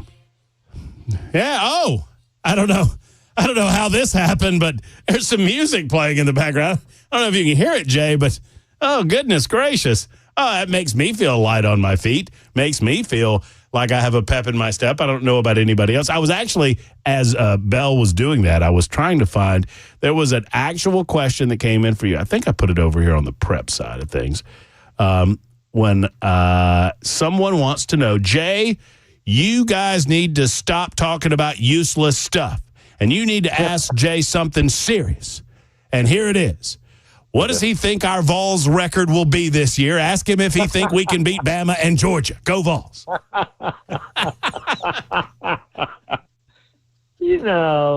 I am American by birth, man, but Southern by the grace of God. Mm-hmm. And everything in the South, sooner or later, comes back to college football. It sure does, doesn't it? We can argue about politics. We can argue about religion. We can argue about anything, right? But, boy, be careful when you get into college football. Mm-hmm. Yeah, you got to watch yourself there. I'm keeping my head down and keeping quiet. That's all I'm doing. Boy, that's... Well, where's that man? The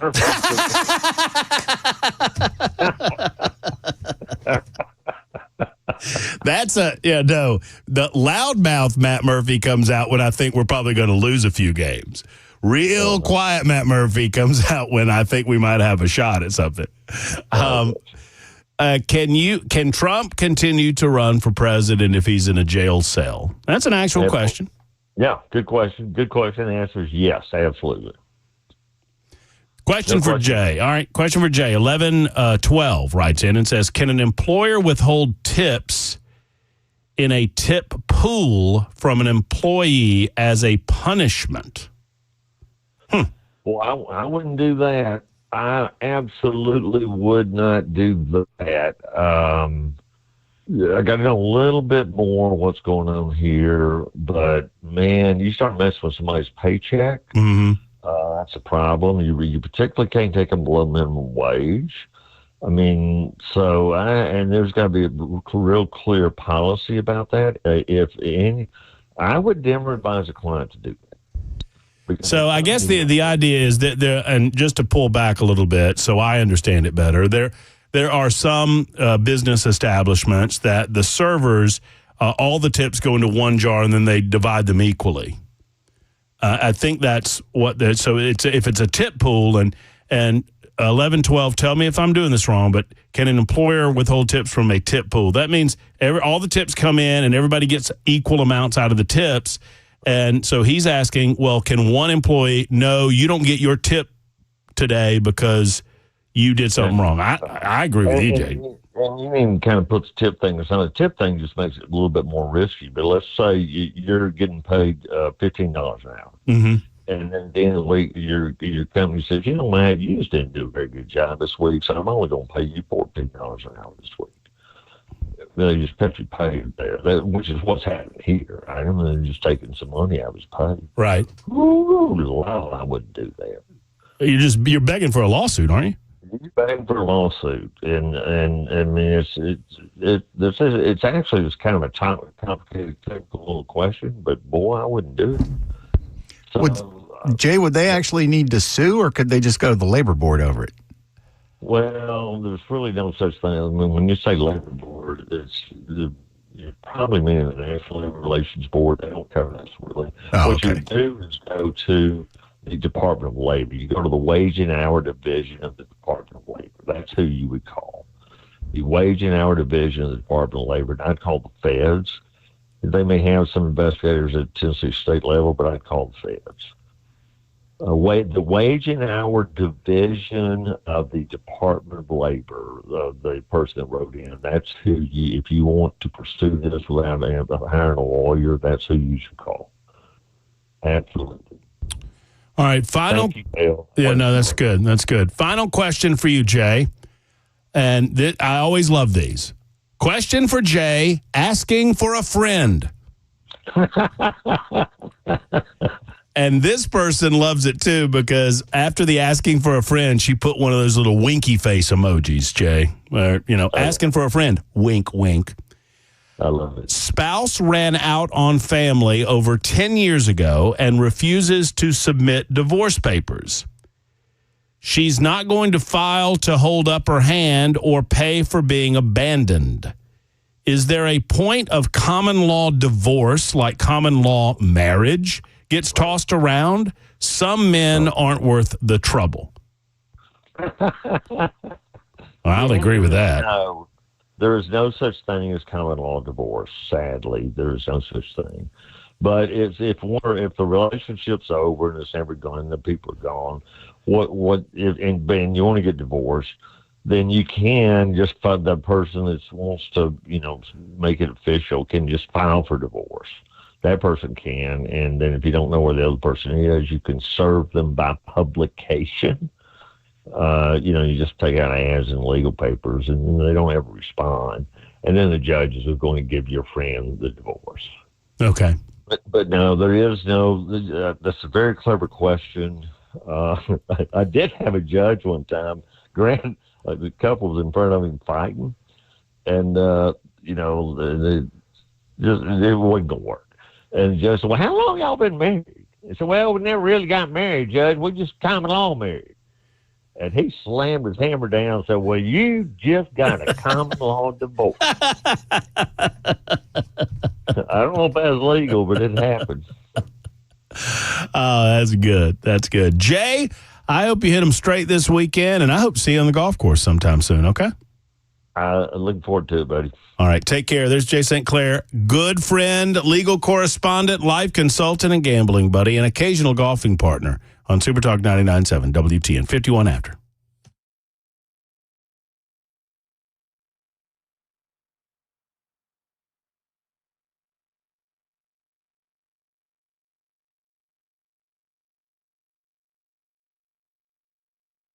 Hey, friends, Matt Murphy here for Dr. Stephen Poss and the Sleep Apnea and TMJ Solution Center. Big news from the Sleep Apnea and TMJ Solution Center. Listen up, because Dr. Poss introduces you to Dr. Brian McLaughlin, who comes with the same exceptional credentials as Dr. Poss to help serve Middle Tennessee even better. That's right. They already have 2 locations for your convenience, one in Brentwood and the other in Murfreesboro. And now 2 doctors, Dr. Poss and Dr. McLaughlin. For those who can't wear a CPAP, if you have mild to moderate sleep apnea, or if you don't know and you're not sleeping well, there is an FDA-approved oral device that gently supports your jaw.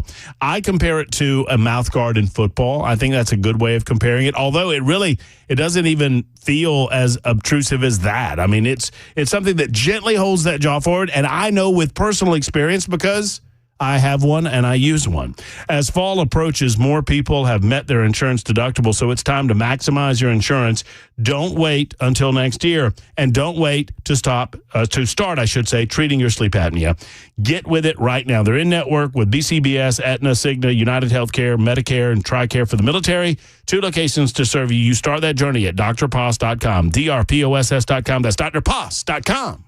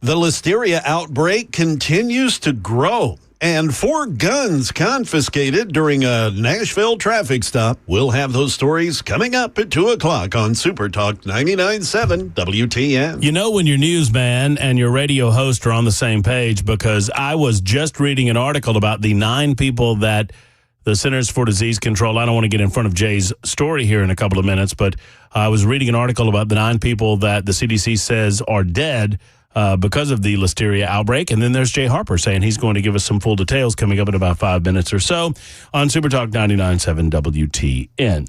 Hope and change. Oh, I'm sorry. Change and hope continues tonight as Kamala Harris sits down for her first interview. Oh, it's a big deal. Oh, it's a big deal. As Harris and Walz are giving their first joint interview. That's what they're saying on hashtag Never CNN. Don't watch CNN. I'll watch this garbage so you don't have to. Although I'm not here tomorrow to report. I'm sad of that. I'm sad for that because it should be high shenanigans and hijinks tonight with Dana Bash, Kamala Harris. Oh, I do know. Thank you. So let's discuss for a minute. Dana Bash will ask the usual questions, and Kamala Harris has been prepped to give the usual answers. Change and hope will be on display tonight. Remember when Barack Obama was all about hope and change? Hope and change, hope and change, hope and change. As I have been telling you this week, Kamala Harris is running a campaign of change and hope, where she is changing her position on just about every major issue facing the United States of America today and hoping that the media does not report on the flip-flop or that you do not notice. Change and hope. Kamala Harris, 2024. Some are asking, why is she doing this with Tim Walz? Because she's nervous, because she doesn't want to screw it up, and because she wants Tim Walz there to praise her, to act as her emotional support dog. Here's what I would expect that we're going to find tonight. Dana Bash will ask us some of the questions that she would tell you, well, the American people want to know. It's not necessarily about what questions you ask. It's about how you follow up. And as someone who does this to a certain degree for a living, I mean, I've done my fair share of interviews. And for the most part, when I do interviews, my favorite type of interview to do, believe it or not, is not an adversarial one where you get into it with the individual, although I do that from time to time too. It is more of an informational. It's more of a getting to know you. As a matter of fact, I keep threatening I'm going to start a podcast fairly soon when we get the podcast space together, and I'm going to call it The Only Thing I Know About You, because I am genuinely interested in people. I mean, not, politicians or entertainers or celebrities, just people. Where they come from, how they got where they're going. I am very much a believer in the butterfly effect, that the smallest little things in your life can have such a dramatic impact and effect on your lives. It is not the question that you ask. It is the follow-up that really matters. And whether or not you've done your homework with regard to being able to follow up. I expect that Dana Bash will ask the question about the southern border. I expect that Dana Bash will ask the question about price controls and whether or not that's official policy. I would expect that Kamala Harris is ready for these questions as well. Whether or not she gets a follow-up from Dana Bash remains to be seen. Tim Walz, his role is I think it's 2 or 3-fold. Number one, he's there as the emotional support dog for Kamala Harris. He is there to praise her so that the audience can hear praise. He is there to talk about how wonderful and awesome she is, and he will. Understand, every time he's asked a question, expect him to pivot to how wonderful Kamala Harris is. Look for this. And then look for him to keep quiet. If Tim Walz answers a question that he was not asked, that means Kamala Harris is in a pinch. Look for that as well.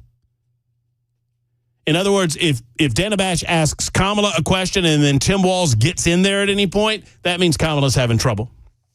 I got a few more things to talk to you about on this debate, or pardon me, interview later on tonight, right after the news on Super Talk 99.7 WTN.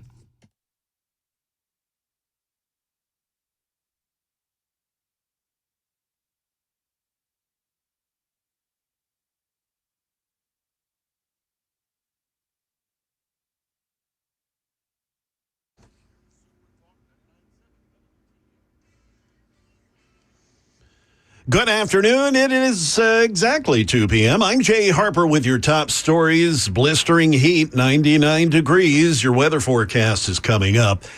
The listeria outbreak linked to contaminated deli meat continues to grow. Here's ABC's Sherry Preston. The CDC now says more than 50 cases of listeria have been reported in 18 states, leading to 57 hospitalizations and now 9 deaths. Listeria is a particularly nasty germ that can remain on surfaces like meat slicers and in food, even at refrigerated temperatures. It's also pretty sneaky. Some people don't get symptoms for up to 10 weeks after they've been contaminated. This outbreak is linked to certain now recalled Boar's Head and Old Country brand sliced deli meats with sell-by dates of October of this year. One of the reported deaths is right here in Tennessee. Here in Nashville, 4 guns recovered from a traffic stop. This happened off Brick Church Pike on Tuesday. Metro Police reporting that officers stopped the vehicle with 6 people inside. The driver, 47-year-old Donnell McKissick, told police he was taking 4 juveniles to their homes after they knocked on his door and asked for a ride. During the traffic stop, which was for expired tags, a firearm was reportedly noticed on the floorboard in the back seat. That was taken from the vehicle. Police then went on to search the vehicle further and found 3 more guns, 2 of which had their serial numbers scratched out. McKissick was taken into custody. He was charged with 4 counts of contributing to the delinquency of a minor, felony weapon possession, driving on a revoked license, and alteration of identification numbers. He's in jail, and he's set, his bond has been set at $41,000. That is the latest news. We've got weather next. I'm Jay Harper, WTN News.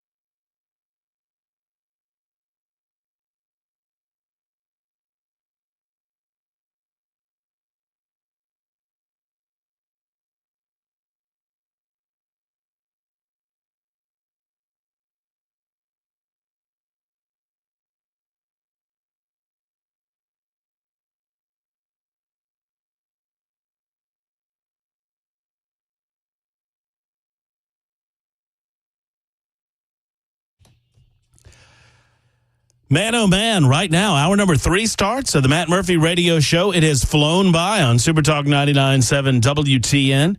Hope you've enjoyed it. I know I have. We had a good Fried J session on Thursday last hour. If you missed any of that, it will be up and running and available for you, as always, on Super Talk TV and on podcast on 99.7WTN.com.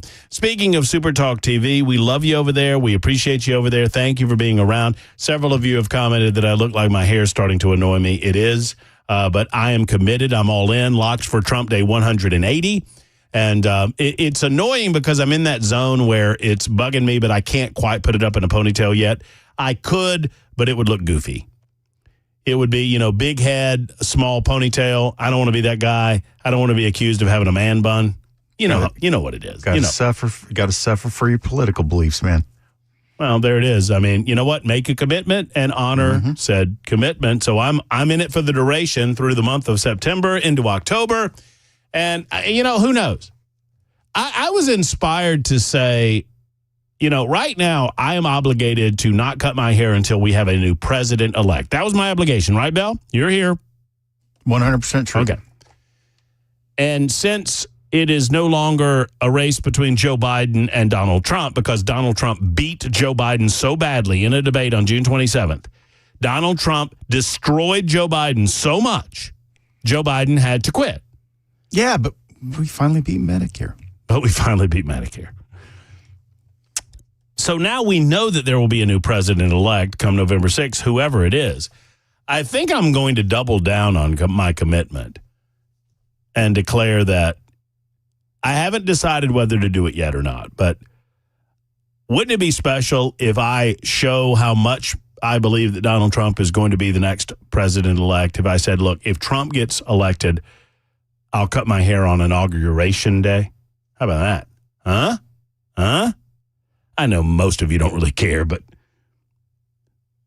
one way or the other, locks for Trump Day 180 ongoing on Super Talk 99.7 WTN. All right, real quick on the final thought on tonight's interview. It is a friendly change and hope will be on display. Expect that the only time Tim Walz will speak is when spoken to by Dana Bash, and also to protect his girl, Kamala Harris. That's what he's there for. The interview is pre-recorded. As a matter of fact, I expect that the interview is wrapping up right now, if not before now. I think they had it scheduled at 1:45 Central Time, or I'm sorry, 1:45 Eastern Time. I believe that was right, in Georgia. Savannah, Georgia, I believe, is where the interview was conducted. So that would have been about 12:45 our time. So I would expect the interview is over by now. Which means it's going into a heavy post-production editing process. Well, that's what I wanted to warn you of. Look for the edits and see how much there are edits. Now, they can creatively edit at points of commercial, but if there's no announcement that a commercial is coming, then you know that that edit was made later on. Look for moments where they edit the thing and see if there's a lot of them. If there's a lot of them, then maybe we have some concern about what the true nature of the conversation was. Maybe there will be, maybe there won't be. I expect that Kamala Harris will perform in a way that many of her liberal acolytes and sycophants will declare that she's the most awesome thing since awesomeness was invented, and that she's the best thing ever since sliced bread. And the same media organizations that were declaring that she was such damaged goods that you had to go with Joe Biden, these are the same media organizations like the Washington Post and the New York Times that were declaring that Kamala Harris needed to step aside for the betterment of the United States of America, for the country. Those same media organizations will declare that she did the awesomest job in the history of awesomeness. She is a sauce, and that type of sauce is awesome sauce. There you go. Mm-hmm. So Walz will be there to praise her and to keep quiet. In other words, to act as an emotional support animal. In the meantime, we wait. The most ridiculous quote-unquote scandal that the mainstream media is trying to force down our throats in a long, long time is our next subject of conversation. I hesitate to bring up very much about this because it disgusts me. The entire thing disgusts me. The way that the mainstream media is treating this. But after all, they know that their candidate of their choice, Kamala Harris, is not doing as well as they had hoped. They know that Donald Trump is doing incredibly well when it comes to our United States military and the veterans of said same. And they know the disaster that was the Afghanistan withdrawal and how bad that looks not only for Joe Biden, but for Kamala Harris. Remember, Kamala Harris proudly announced, Joe Biden told us, she's the last person in the room. She said, I was the last person in the room. And the same Dana Bash said, you were the last person in the room when it came to Afghanistan? Yes, I was the last person in the room. And you support it? Oh, yeah, I still believe in it. Oh, that's great. Oh, well, that's great, too. Well, she was the last person in the room. And it was an absolute disaster. And 13 American soldiers lost their lives. 13 Americans lost their lives, and not a single person was fired, not a single person was held to account as a result of the disastrous withdrawal techniques utilized by Joe Biden and Kamala Harris. Once again, the media overconflates and they try to confuse you with these issues. Yes, it was time to leave Afghanistan, but there was a proper way of doing it. And Biden and Harris did not do it the proper way. And it led to, at Abbey Gate, a flood of individuals trying to get inside, trying to get to the tarmac, trying to get to a place where they felt like they could have safety. And as Abbey Gate was overrun, an individual with an IED descended upon the crowd, and 13 Americans lost their lives, and untold others, numbers were injured.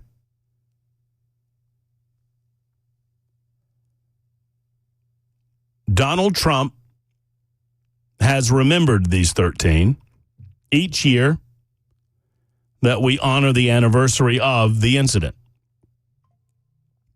Donald Trump was invited to be a part of a memorial service at Arlington National Cemetery.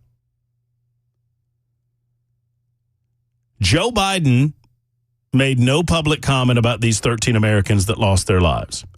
Kamala Harris, to my knowledge, made no public comment about these 13 Americans that lost their lives. Let me predict something to you. If this gets brought up tonight, Dana Bash will bring it up by bringing up this fake, baloney, nonsense controversy that they're talking about on every major media outlet, anti-Trump all. All the anti-Trump outlets are talking about this. Now, what is this? So the setup is this. Joe Biden doesn't want to talk about 13 Americans dead because it was on his watch. He forgot about them during the debate. Remember that? When Joe Biden looked at the American people and said, not a single American has lost their lives, you forget about the 13 people that lost their lives in Afghanistan? So they want to forget about it. Kamala Harris doesn't want to talk about it. Donald Trump remembers, and he was asked to be at a memorial service to lay a wreath at the Tomb of the Unknown Soldiers at Arlington on August 26th. And he accepted that invitation. The Trump team, according to their team and according to multiple media reports, requested and received permission to have photographers and videographers document the event. Now, let me be clear. How many of you have been to Arlington? I have had the honor and privilege and to be at Arlington National Cemetery on multiple occasions. It is an incredible place. As I've related to you on many occasions, if you've never been there, please make it a a focus of yours if you are able to go.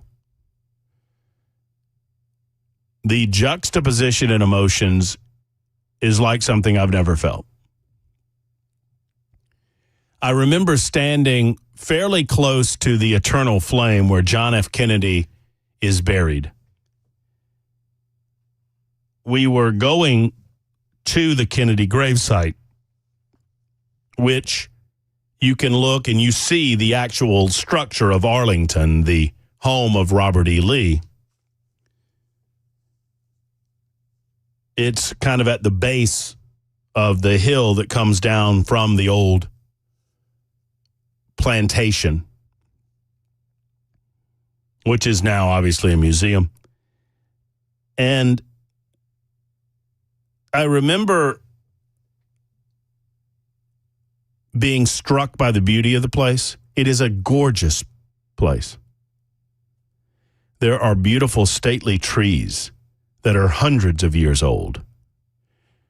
Rolling hills, grass and shrubbery and other bushes, manicured in a fashion, delicately manicured in a way where nothing seems out of place.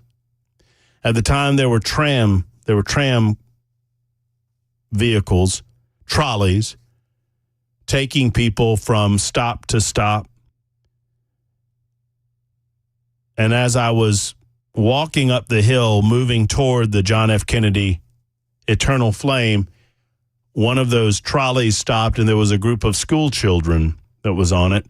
And the school children got off of the trolley, and they were running toward a place where they were all gathering together to make sure everyone had their buddy and everyone was in attendance. And there was laughter of the school children. You could hear the children laughing and playing. As you stood there and you look at Arlington, the building, the mansion, you turn behind the mansion and you look over the Potomac River, and you see the bridge leading to Washington, D.C. proper. You see the Washington Monument there. You see all of the magnificent structures. You see the Lincoln Memorial before you. Down the river, you can catch a glimpse of the Watergate Hotel. The amount of history in your eye line is overwhelming, but not nearly as overwhelming as the feeling and the sense of sacrifice that's everywhere you look. Everywhere you look. Set and overlaying the beautiful rolling hills. You know, the thing about nature, there are no straight lines. Beautiful trees, oaks and maples.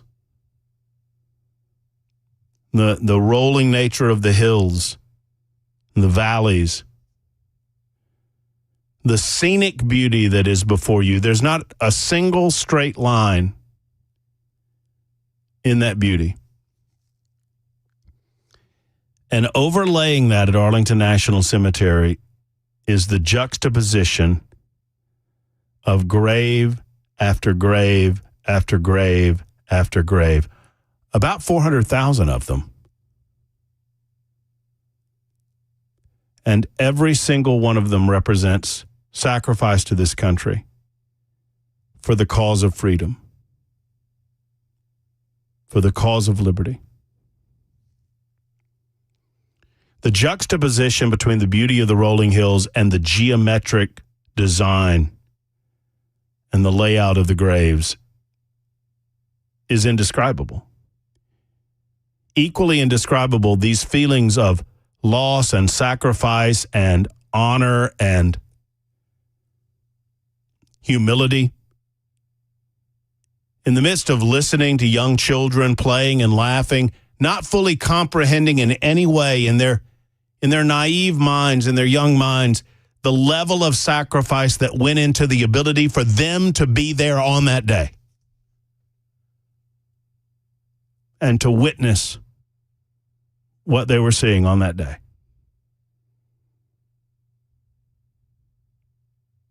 I had the opportunity I was taking Erica's grandmother to visit Erica's grandfather, who was Lieutenant Colonel George Holy,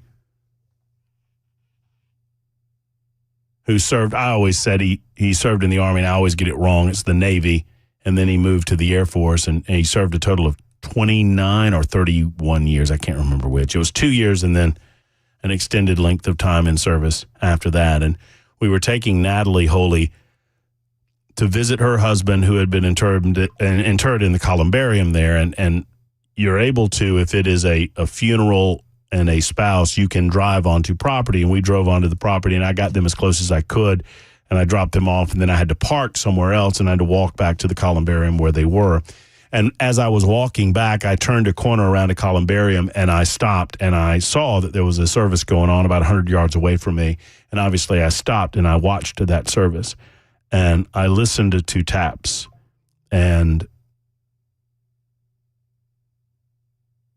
I heard the volley of the 21-gun salute, and I listened to the family members of the fallen service member weep, and I wept with them. I say all that to say what they're doing with Donald Trump in this Arlington National Cemetery visit is disgusting. It's disgusting what the Democrats are trying to do. They are using his visit to Arlington as a way to try to push back against him, because most of the veterans in this country believe that he loves our United States military more than they. Because they are embarrassed about how they acted in the face of the withdrawal of Afghanistan, because they cannot face up to the fact that Joe Biden could not be bothered on a tarmac in Washington, D.C. to manage to stand somberly and honor the 13 dead without looking at his watch.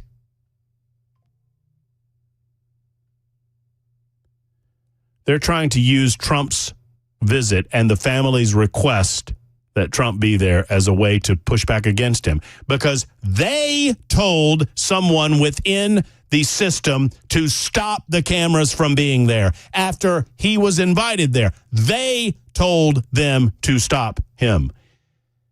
And Trump's people said, no, we've been told we can have cameras. We've been told. They're not politicizing anything. There is a difference. You see video of every American president laying a wreath at the Tomb of the Unknown Soldiers at appropriate times, to include Veterans Day, Memorial Day, and the like.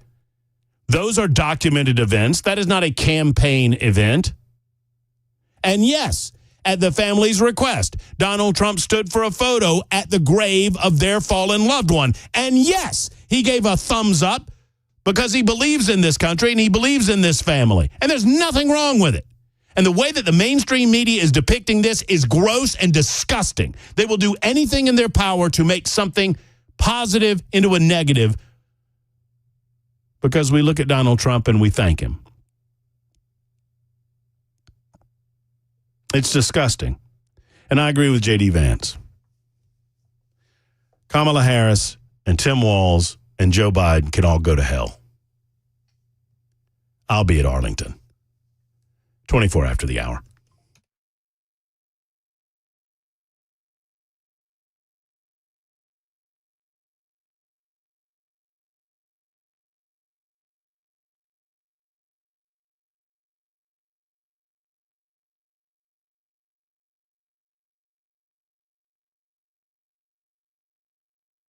Hello, friends. Matt Murphy here for Tennessee Men's Clinic. So you're feeling run down or sluggish, gentlemen. You don't know why? Have you investigated it? Or are you, as they say, whistling past the graveyard, pretending that it will go away on its own? Well, it will not go away on its own. Oftentimes, especially if it's something diagnosable by the Tennessee Men's Clinic. So why don't we schedule an appointment? Why don't we stop ignoring what's happening in your life and make sure that we've got everything running as it should? Now, it could be something like sleep. It could be another matter in your life that's making your energy level go down, or it could be T levels.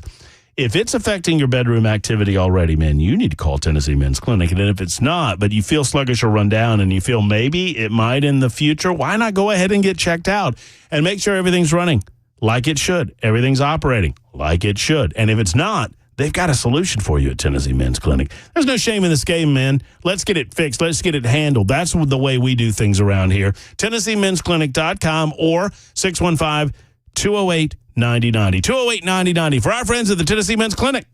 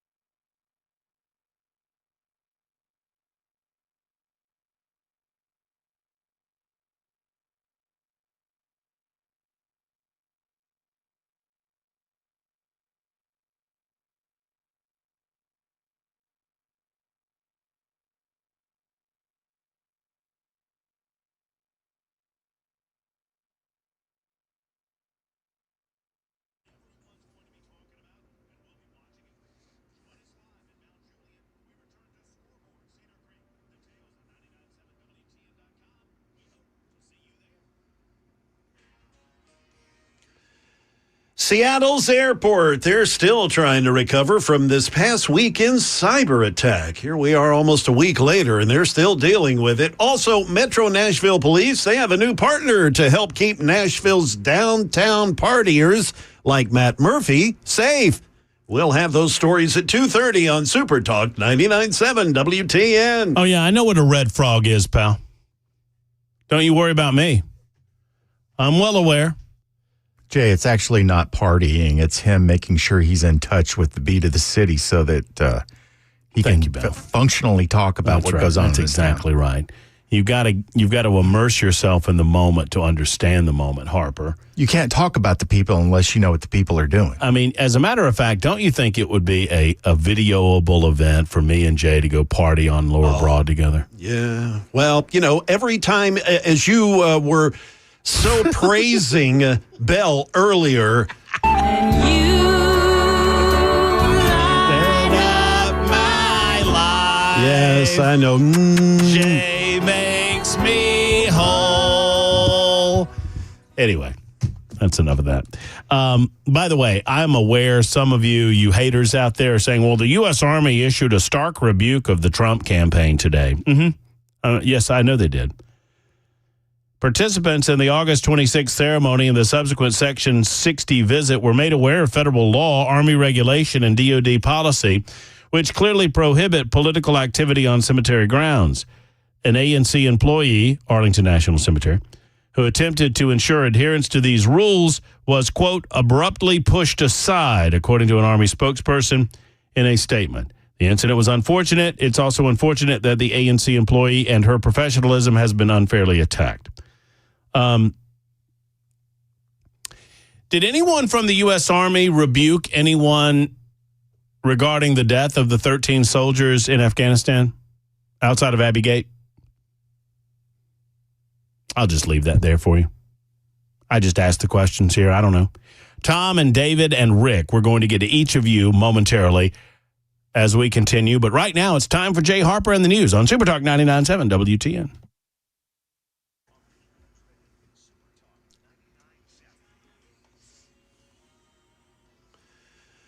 Good afternoon. It's 2:30, and I'm Jay Harper with your top stories. We have 98 degrees now, a complete weather forecast. It's a hot one. It's coming up. Seattle's airport continuing to recover from a cyber attack this past weekend. ABC's Alex Stone has more. Nearly a week after cyber attackers were found inside of the computer network at Seattle's airport, slowly systems have been brought back online. The baggage handling system got up and running more smoothly on Tuesday, and now the airport says it's in the process of turning on systems at check-in counters and gates that are shared by multiple airlines, turning on screens again instead of using printer paper with airline names on them for check-in counter signs. Back here in Nashville, Fox 17 News reports a nonprofit from Australia, Red Frogs. They're going to be offering resources and a helping hand and now teaming up with Metro Nashville Police to keep nightlife downtown a bit safer. Metro leaders approved the permit for Red Frogs to be stationed downtown beginning tomorrow. Metro Councilman Jacob Cupin, who represents the downtown district, said they tested the program at CMA Fest and also on the 4th of July. He says it worked very well, and now you will see them every Friday night on the corner of 2nd Avenue and Broadway, right next to Eric Church's bar called Chiefs.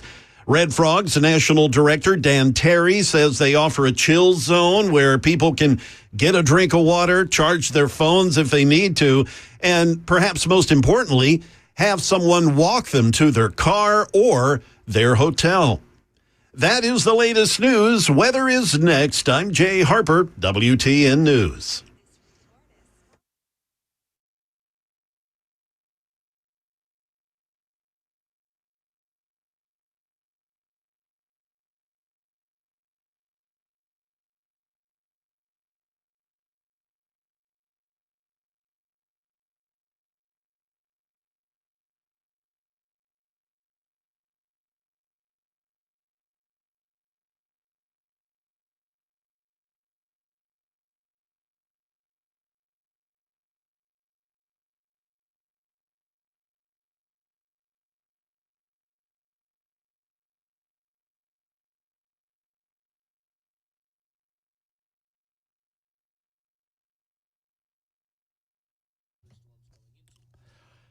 I love the gang at U.S. Pest. I mean, J.K. and Erica, it starts from the top, right? And they're owners of U.S. Pest. They've owned the company for some time now. They've been growing it since they've had it, and it's been growing by gangbusters. Why? Because people trust USS for all of their pest needs.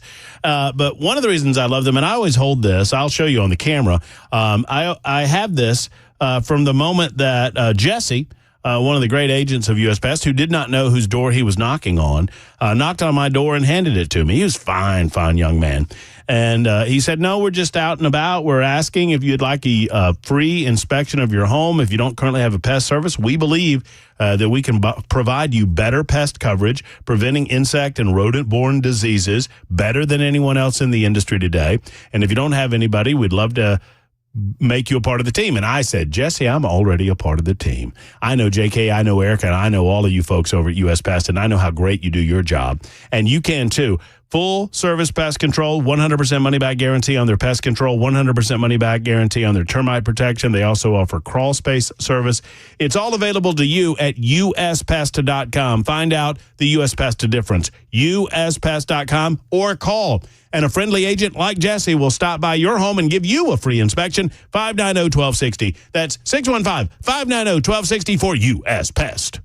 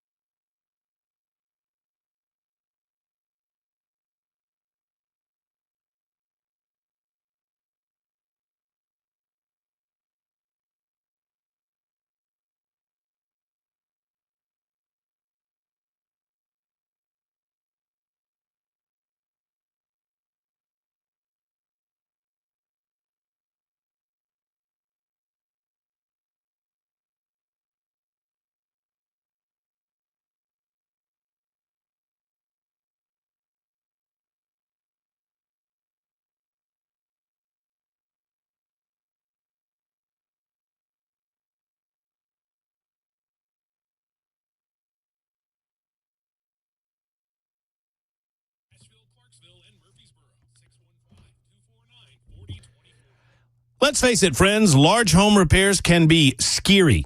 They're scary because they're expensive. They're scary because you don't know what you're going to find when you start getting in on that. But with USS, you find comfort and relief more often than not.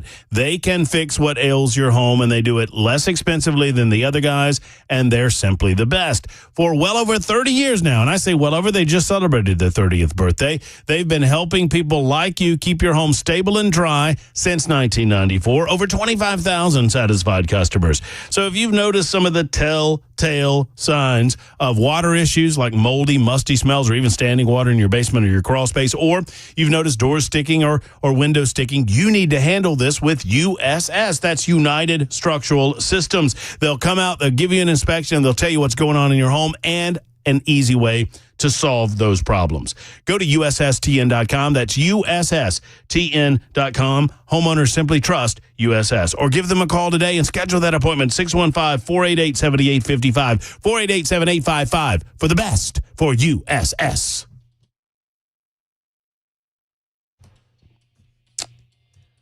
On this issue of the red frogs, and I had this up on my list to talk about too, I'm telling you, Jay Harper and I are in simpatico today. Jay, are you going to the Lipscomb game tonight, by the way? I know that Jay enjoys calling a football game every once in a while. You know what I'm talking about? Yeah, Lipscomb Academy? Yes, I'm aware, but sadly I will not be there for that. All right. I will be there. Yeah. I'm calling a soccer game on Sunday. Oh, how about that? Or a soccer match, excuse me. Oh, yeah. Oh, boy. I know people get bent out of shape. That's a field out there, isn't it? That you don't call it a field either, right? It's a pitch. It's the pitch. Correct. Uh-huh. Righto. It's a pitch, sir. Now, a buddy of mine who works with Thompson, and this gets confusing. I don't want to confuse anybody. I'm from Thompson, Georgia. Thomson. No P in Thompson. Thompson, Georgia, which is about 30 miles outside of Augusta, Georgia, on the east side of the state. There is a Thompson High School with a P in it in Alabaster, Alabama. And that high school is a big deal, and their football team is a big deal. And they're coming up. I think they're playing Lipscomb tonight, and my buddy asked me to go with him, and so I'm going with him. And then I think we're taking a little tour of the Ryman auditorium tomorrow morning. So that should be a lot of fun. Yeah, it will be. I'm assuming that Lipscomb's a pretty good football team, too. I don't know. I don't know. We'll find out together at Lipscomb. So if you're at Lipscomb, just wave at me. Belle, how will they find me? If they're out at Lipscomb Academy watching Thompson v. Lipscomb, they'll find me because... I forgot. I know. Jay? Matt's the one in the hat. I'll be the guy in the hat. That's exactly right. So just wave at me. I'm the guy in the hat. And the first person to recognize you gets a bottle of water and a pen used by you. An ink pen used by me. Correct. Correctamundos. 240. Now, on this issue of the red frogs. So, this sounds great, right? This sounds great. Jay was telling you about it. So, nonprofit from Australia, organization called the Red Frogs. They're now going to be offering resources and a helping hand to those partying downtown. Red Frogs teaming up with Metro Nashville to keep nightlife safer. This partnership comes after, Riley Strain, college student, another woman fell into the Cumberland River. There have been a number of instances where bad things have happened to good people. Metro leaders approved the permit for Red Frogs to be stationed to downtown starting Friday. Metro Councilman Jacob Cuppen, whatever, who represents the downtown district, said they tested the program at CMA Fest in the 4th of July. He said it's proven to be very successful in Music City. You'll see them Friday nights on the corner of 2nd and Broad right next to Chief's Bar, as Jay Harper mentioned. Red Frog's national director, Dan Terry, said they offer a chill zone where people can drink water, charge their phones, or have someone walk with them to their car or the place they're staying. Okay, if you need someone to walk with you to your car because...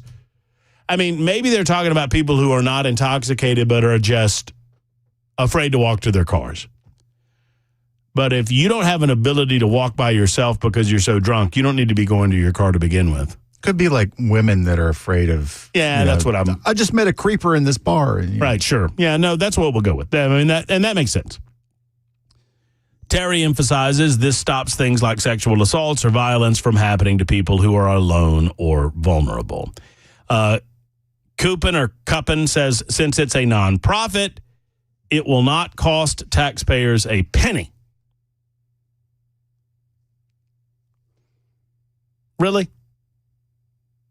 Okay. Then who is paying for this? How's it being paid for? I mean, if it's entirely nonprofit, I want to know what the hook is. There's got to be one. You're from Australia? I mean, I'm not trying to cast aspersions. This could be a perfectly wonderful organization. Belle, here's what I want you to do. I want you to get somebody from the Red Frogs on the show. I've got questions. How do they earn their money? Is it donation-based? How do they pay for these things that they're doing? They came all the way from Australia, all the way over here to do this for us out of the goodness of their heart. I mean, I appreciate it if that's the case. Color me suspicious, but I feel like there has to be money coming from somewhere. Well, and I saw how they handled COVID. I'm not going to trust these people as far as I can throw them. What, the Red Frogs had something to do with COVID? Or are you talking about the Metro Council? No, Australians in general. Oh, well, that's true. I don't know. I'm just color me suspicious. Tom is in Kentucky. Next up, he wants to talk Arlington and this quote-unquote incident that occurred several days ago. Hello, Tom. How are you? I'm great, Tom. I hope you are. Okay. I'm from an Army family. My grandfather was in World War I. My dad was in World War II. I didn't make it to Vietnam, but he made me become a second lieutenant. I served my 4 years. My son went into the Navy. But during the time that my dad was in the service, we were stationed at Fort Myer, Virginia for 4 years. I am one of those kids that you said made a lot of noise, laughing and didn't know what they were doing. And you're right. I used to ride my bicycle through there and everything else, and follow funerals about 50 to 100 yards behind, with the soldiers in front and back and the caisson, the whole 9 yards. I was fortunate, being in the Boy Scouts there at Fort Myer, that I also was able to stand honor guard the first Boy Scout Sunday after President Kennedy was assassinated. We have pictures of that, and I was then picked as one of 3 of the members of the troop to plant a tree just across the street from the rotunda.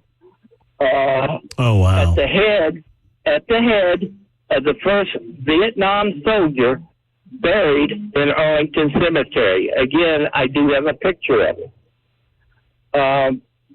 My life is fascinating. It's just something I couldn't, an average person just doesn't get to.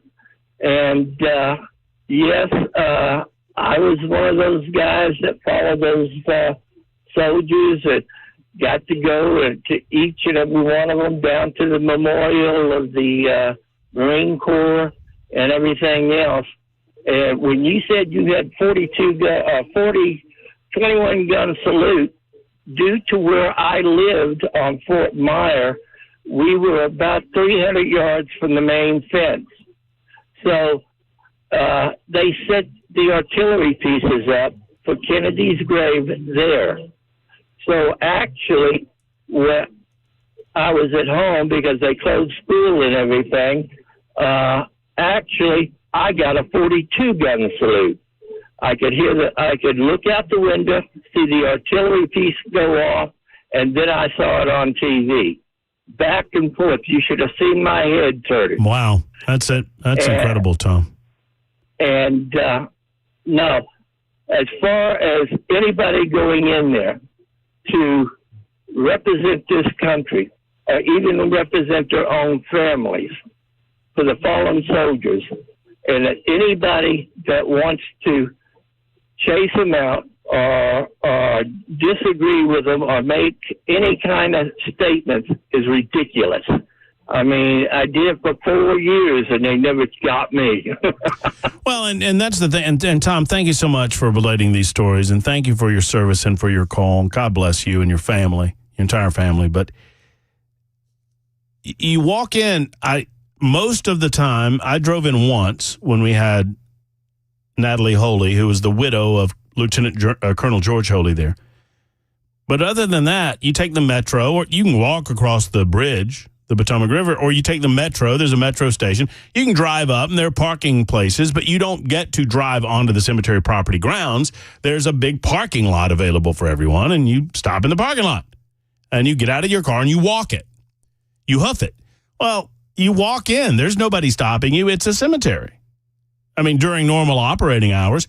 So you can bring your camera. You can bring your phone. You can bring recording devices. There's nothing that would stop you from doing any of this. Now, the rules are in place to stop campaigning or campaign-style commercials and that sort of thing, and that's understandable. That's not what Donald Trump was doing. Donald Trump was documenting an invitation at the request of Gold Star families that he be there to honor the fallen dead. What you need to know is that Joe Biden, Kamala Harris, and by extension, members of their administration do not want the American people to see Donald Trump honoring the dead. And they were trying to stop that from happening. That's it.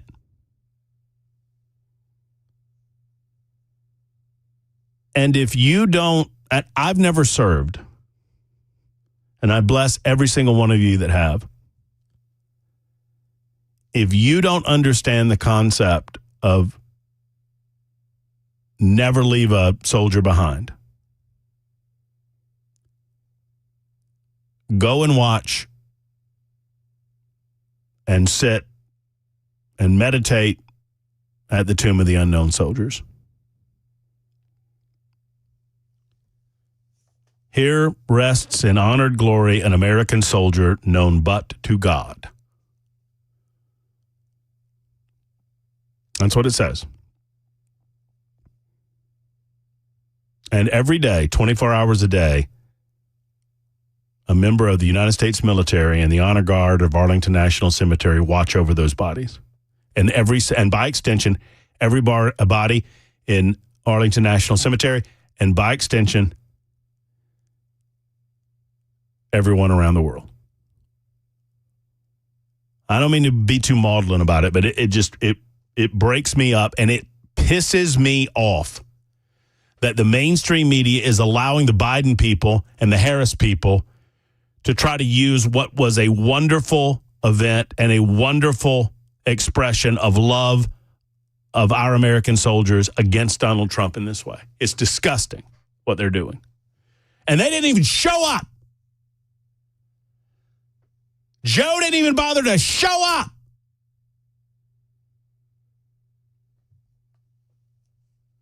And all they're doing is running footage of, oh, this person got pushed or that person. Joe didn't show up. He was on a beach. David, you will be last up in Smyrna. Hello, David. Hey, how are you, Matt? I'm fired up, David. I'm with you. So I'm the son of a Vietnam vet, and I remember what party it was and what their affiliation was. The people who called my dad and his brothers baby killers and who spat on them when they got back from Vietnam. That formed my politics very early on in life. But I was very blessed and fortunate when I was in fourth grade. We took a trip to D.C., and I was able to lay a wreath at the Tomb of the Unknowns. And to hear taps echo out across that graveyard, I mean, I'm 45 now, and I think about that, and it makes tears well up in my eyes. Yeah, it is the most surreal. And like you said, you're swelled up with pride, and you look out over those gravestones, and it really, it's the practical side of the slogan that freedom isn't free. You see that, and if you're any sort of patriot, you feel it in your bones. I'm with you, David. Once a year I tell the story about, and we'll probably do it. Once or twice a year we tell the story about the lady at the grave and my experience with a woman who was mourning the loss of one of her loved ones, her husband. I have no question. I am reminded of that, and I do get fired up about it. And it's just disgusting how they are politicizing this matter by claiming that Trump was politicizing the matter, which is not what was going down. They were documenting his visit. That's it. It's 2:52. Super Talk 99.7 WT, and we will document our visit with Brian Wilson next.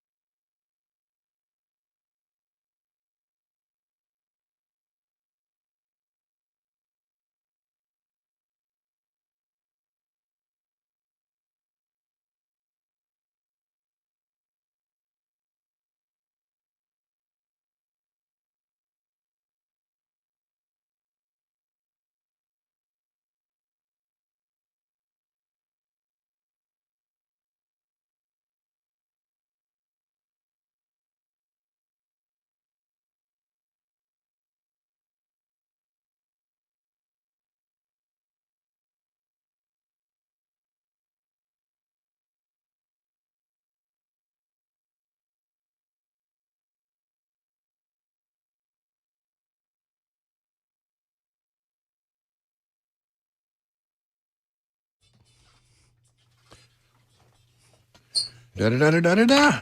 Oh, hola, amigos. Hola. ¿Cómo está? When I was trying to get Brian's attention, he was having trouble hearing me because he was jamming out to this. I love it. I absolutely love it. That gets me in the mood for a margarita. Yeah, there's a reason why I'm playing that music. And why is that, Mr. But I can't tell you. Oh. I'm sworn to secrecy for now. Okay. Will we find out at some point today during the drive? No, not today. Okay. We'll give you more hints as to why I'm playing that music. Okay. But I'm sworn to secrecy. Does it have anything to do with Kathy Lee Gifford? No, not at all. No. I haven't talked to Kathleen in a little bit. She had a little accident, and she's feeling better now. Yeah, she had a little accident and had to go to the hospital for a while, but she's doing good. I talked to her not long ago. How are you doing? You got big plans for the Labor Day holiday, I think? I do, in fact. I'm not going to be here tomorrow. I'm going to take Friday and then extend, all the way through Labor Day. And I am catching an aeroplane to Amarillo, Texas. And I'm going to spend some time with my beloved sister, the best sister in all the planet. Everybody thinks they got a good sister, but they've never met my sister. She's the best. And so I'm going to Brian, can I tell you something? I've never met your sister, I don't think. Maybe. No, I did meet her once, I think, maybe. You might have. Well, one way or the other, I can tell you, hands down, your sister is better than my sister. And I have a sister. But I don't think very much of her. So I guarantee you your sister's better than my sister. So there you go. She's a doll. And I'm looking forward to catching up with my sister and her husband, who they live in a little town called Canyon near Amarillo. Are you like me? I'm off tomorrow, too. I extended the day off and made it a 4-day weekend, too. So the entire afternoon crew is taking the day off tomorrow. And I'm sure you'll be in capable hands with many of the fine folks that come in, Cameron Smith, et cetera. Yeah, you're going to have Cameron Smith, right? And I'm going to have, I don't think it's a secret. Chris Hand. He's doing a double duty tomorrow. Yeah, which is cool. Which is way above and beyond the Call of Duty. Are you like me, though? I'm not regretful because there's plenty of time to dissect it, but I kind of want to be here for the aftermath of what's going to happen tonight on CNN. I may indeed call back in. You know how it is, when I just got to talk about this. So, yeah, I'm anxious to watch that. And by the way, I've been listening to your thing about Arlington, and I found a little nugget of a story that I think has been widely overlooked that adds a whole different perspective to exactly how this whole thing went down. Okay. And I'll share that right at the top of the hour after the news here in a few minutes. Well, I can't wait. What else is on the docket for the drive today? Well, we'll do that. I'll give you some more hints about the surprise and why we were playing that music. We will do a 2024 update, and I have a great story about a dog and a great story about a cat. The dog story is a cautionary tale for anybody who has a French bulldog, as I do. And the cat story is just one of those remarkable. How did the cat, get back with its owners, after being gone for a long time? I love those kind of stories. I do as well, and cannot wait to hear all of that and much, much more with Brian Wilson and The Drive coming up in mere seconds on Super Talk 99.7 WTN after Jay Harper and the newscast. Now, allow me a moment to say this to you. For all of you, it is my birthday this weekend. I'm celebrating my 51st first birthday Sunday. And so for all of you offering happy birthday wishes, I sincerely thank you for those happy birthday wishes. I'm trying to build this up. Happy birthday. Well, thank you. Thank you, Mr. Wilson. I appreciate that. I was trying to build this up to the music that I thought should be playing right now, but apparently it shouldn't be, or Bell K is just withholding it. What are we doing, Bell? Oh. Well, just whenever you feel like it. That's okay. I don't mind. Jay Harper's coming up with the news. Brian Wilson's coming up after that with The Drive, and I will be back on Tuesday. I seem to need to rest the tongue. Thank you for the nice birthday wishes. I appreciate that, and I appreciate you so much. God bless you. You know what? We're all in this together, folks, and I cannot wait already. We need the R&R, and I'm going to enjoy it, and I hope you enjoy your Labor Day holiday as well. But when we get back on Tuesday, we are back after it. It is gangbusters to Election Day, and I cannot wait. About 60 days to go. Until then, have a wonderful Friday. Have a wonderful weekend. Hug your loved ones. So long, everybody.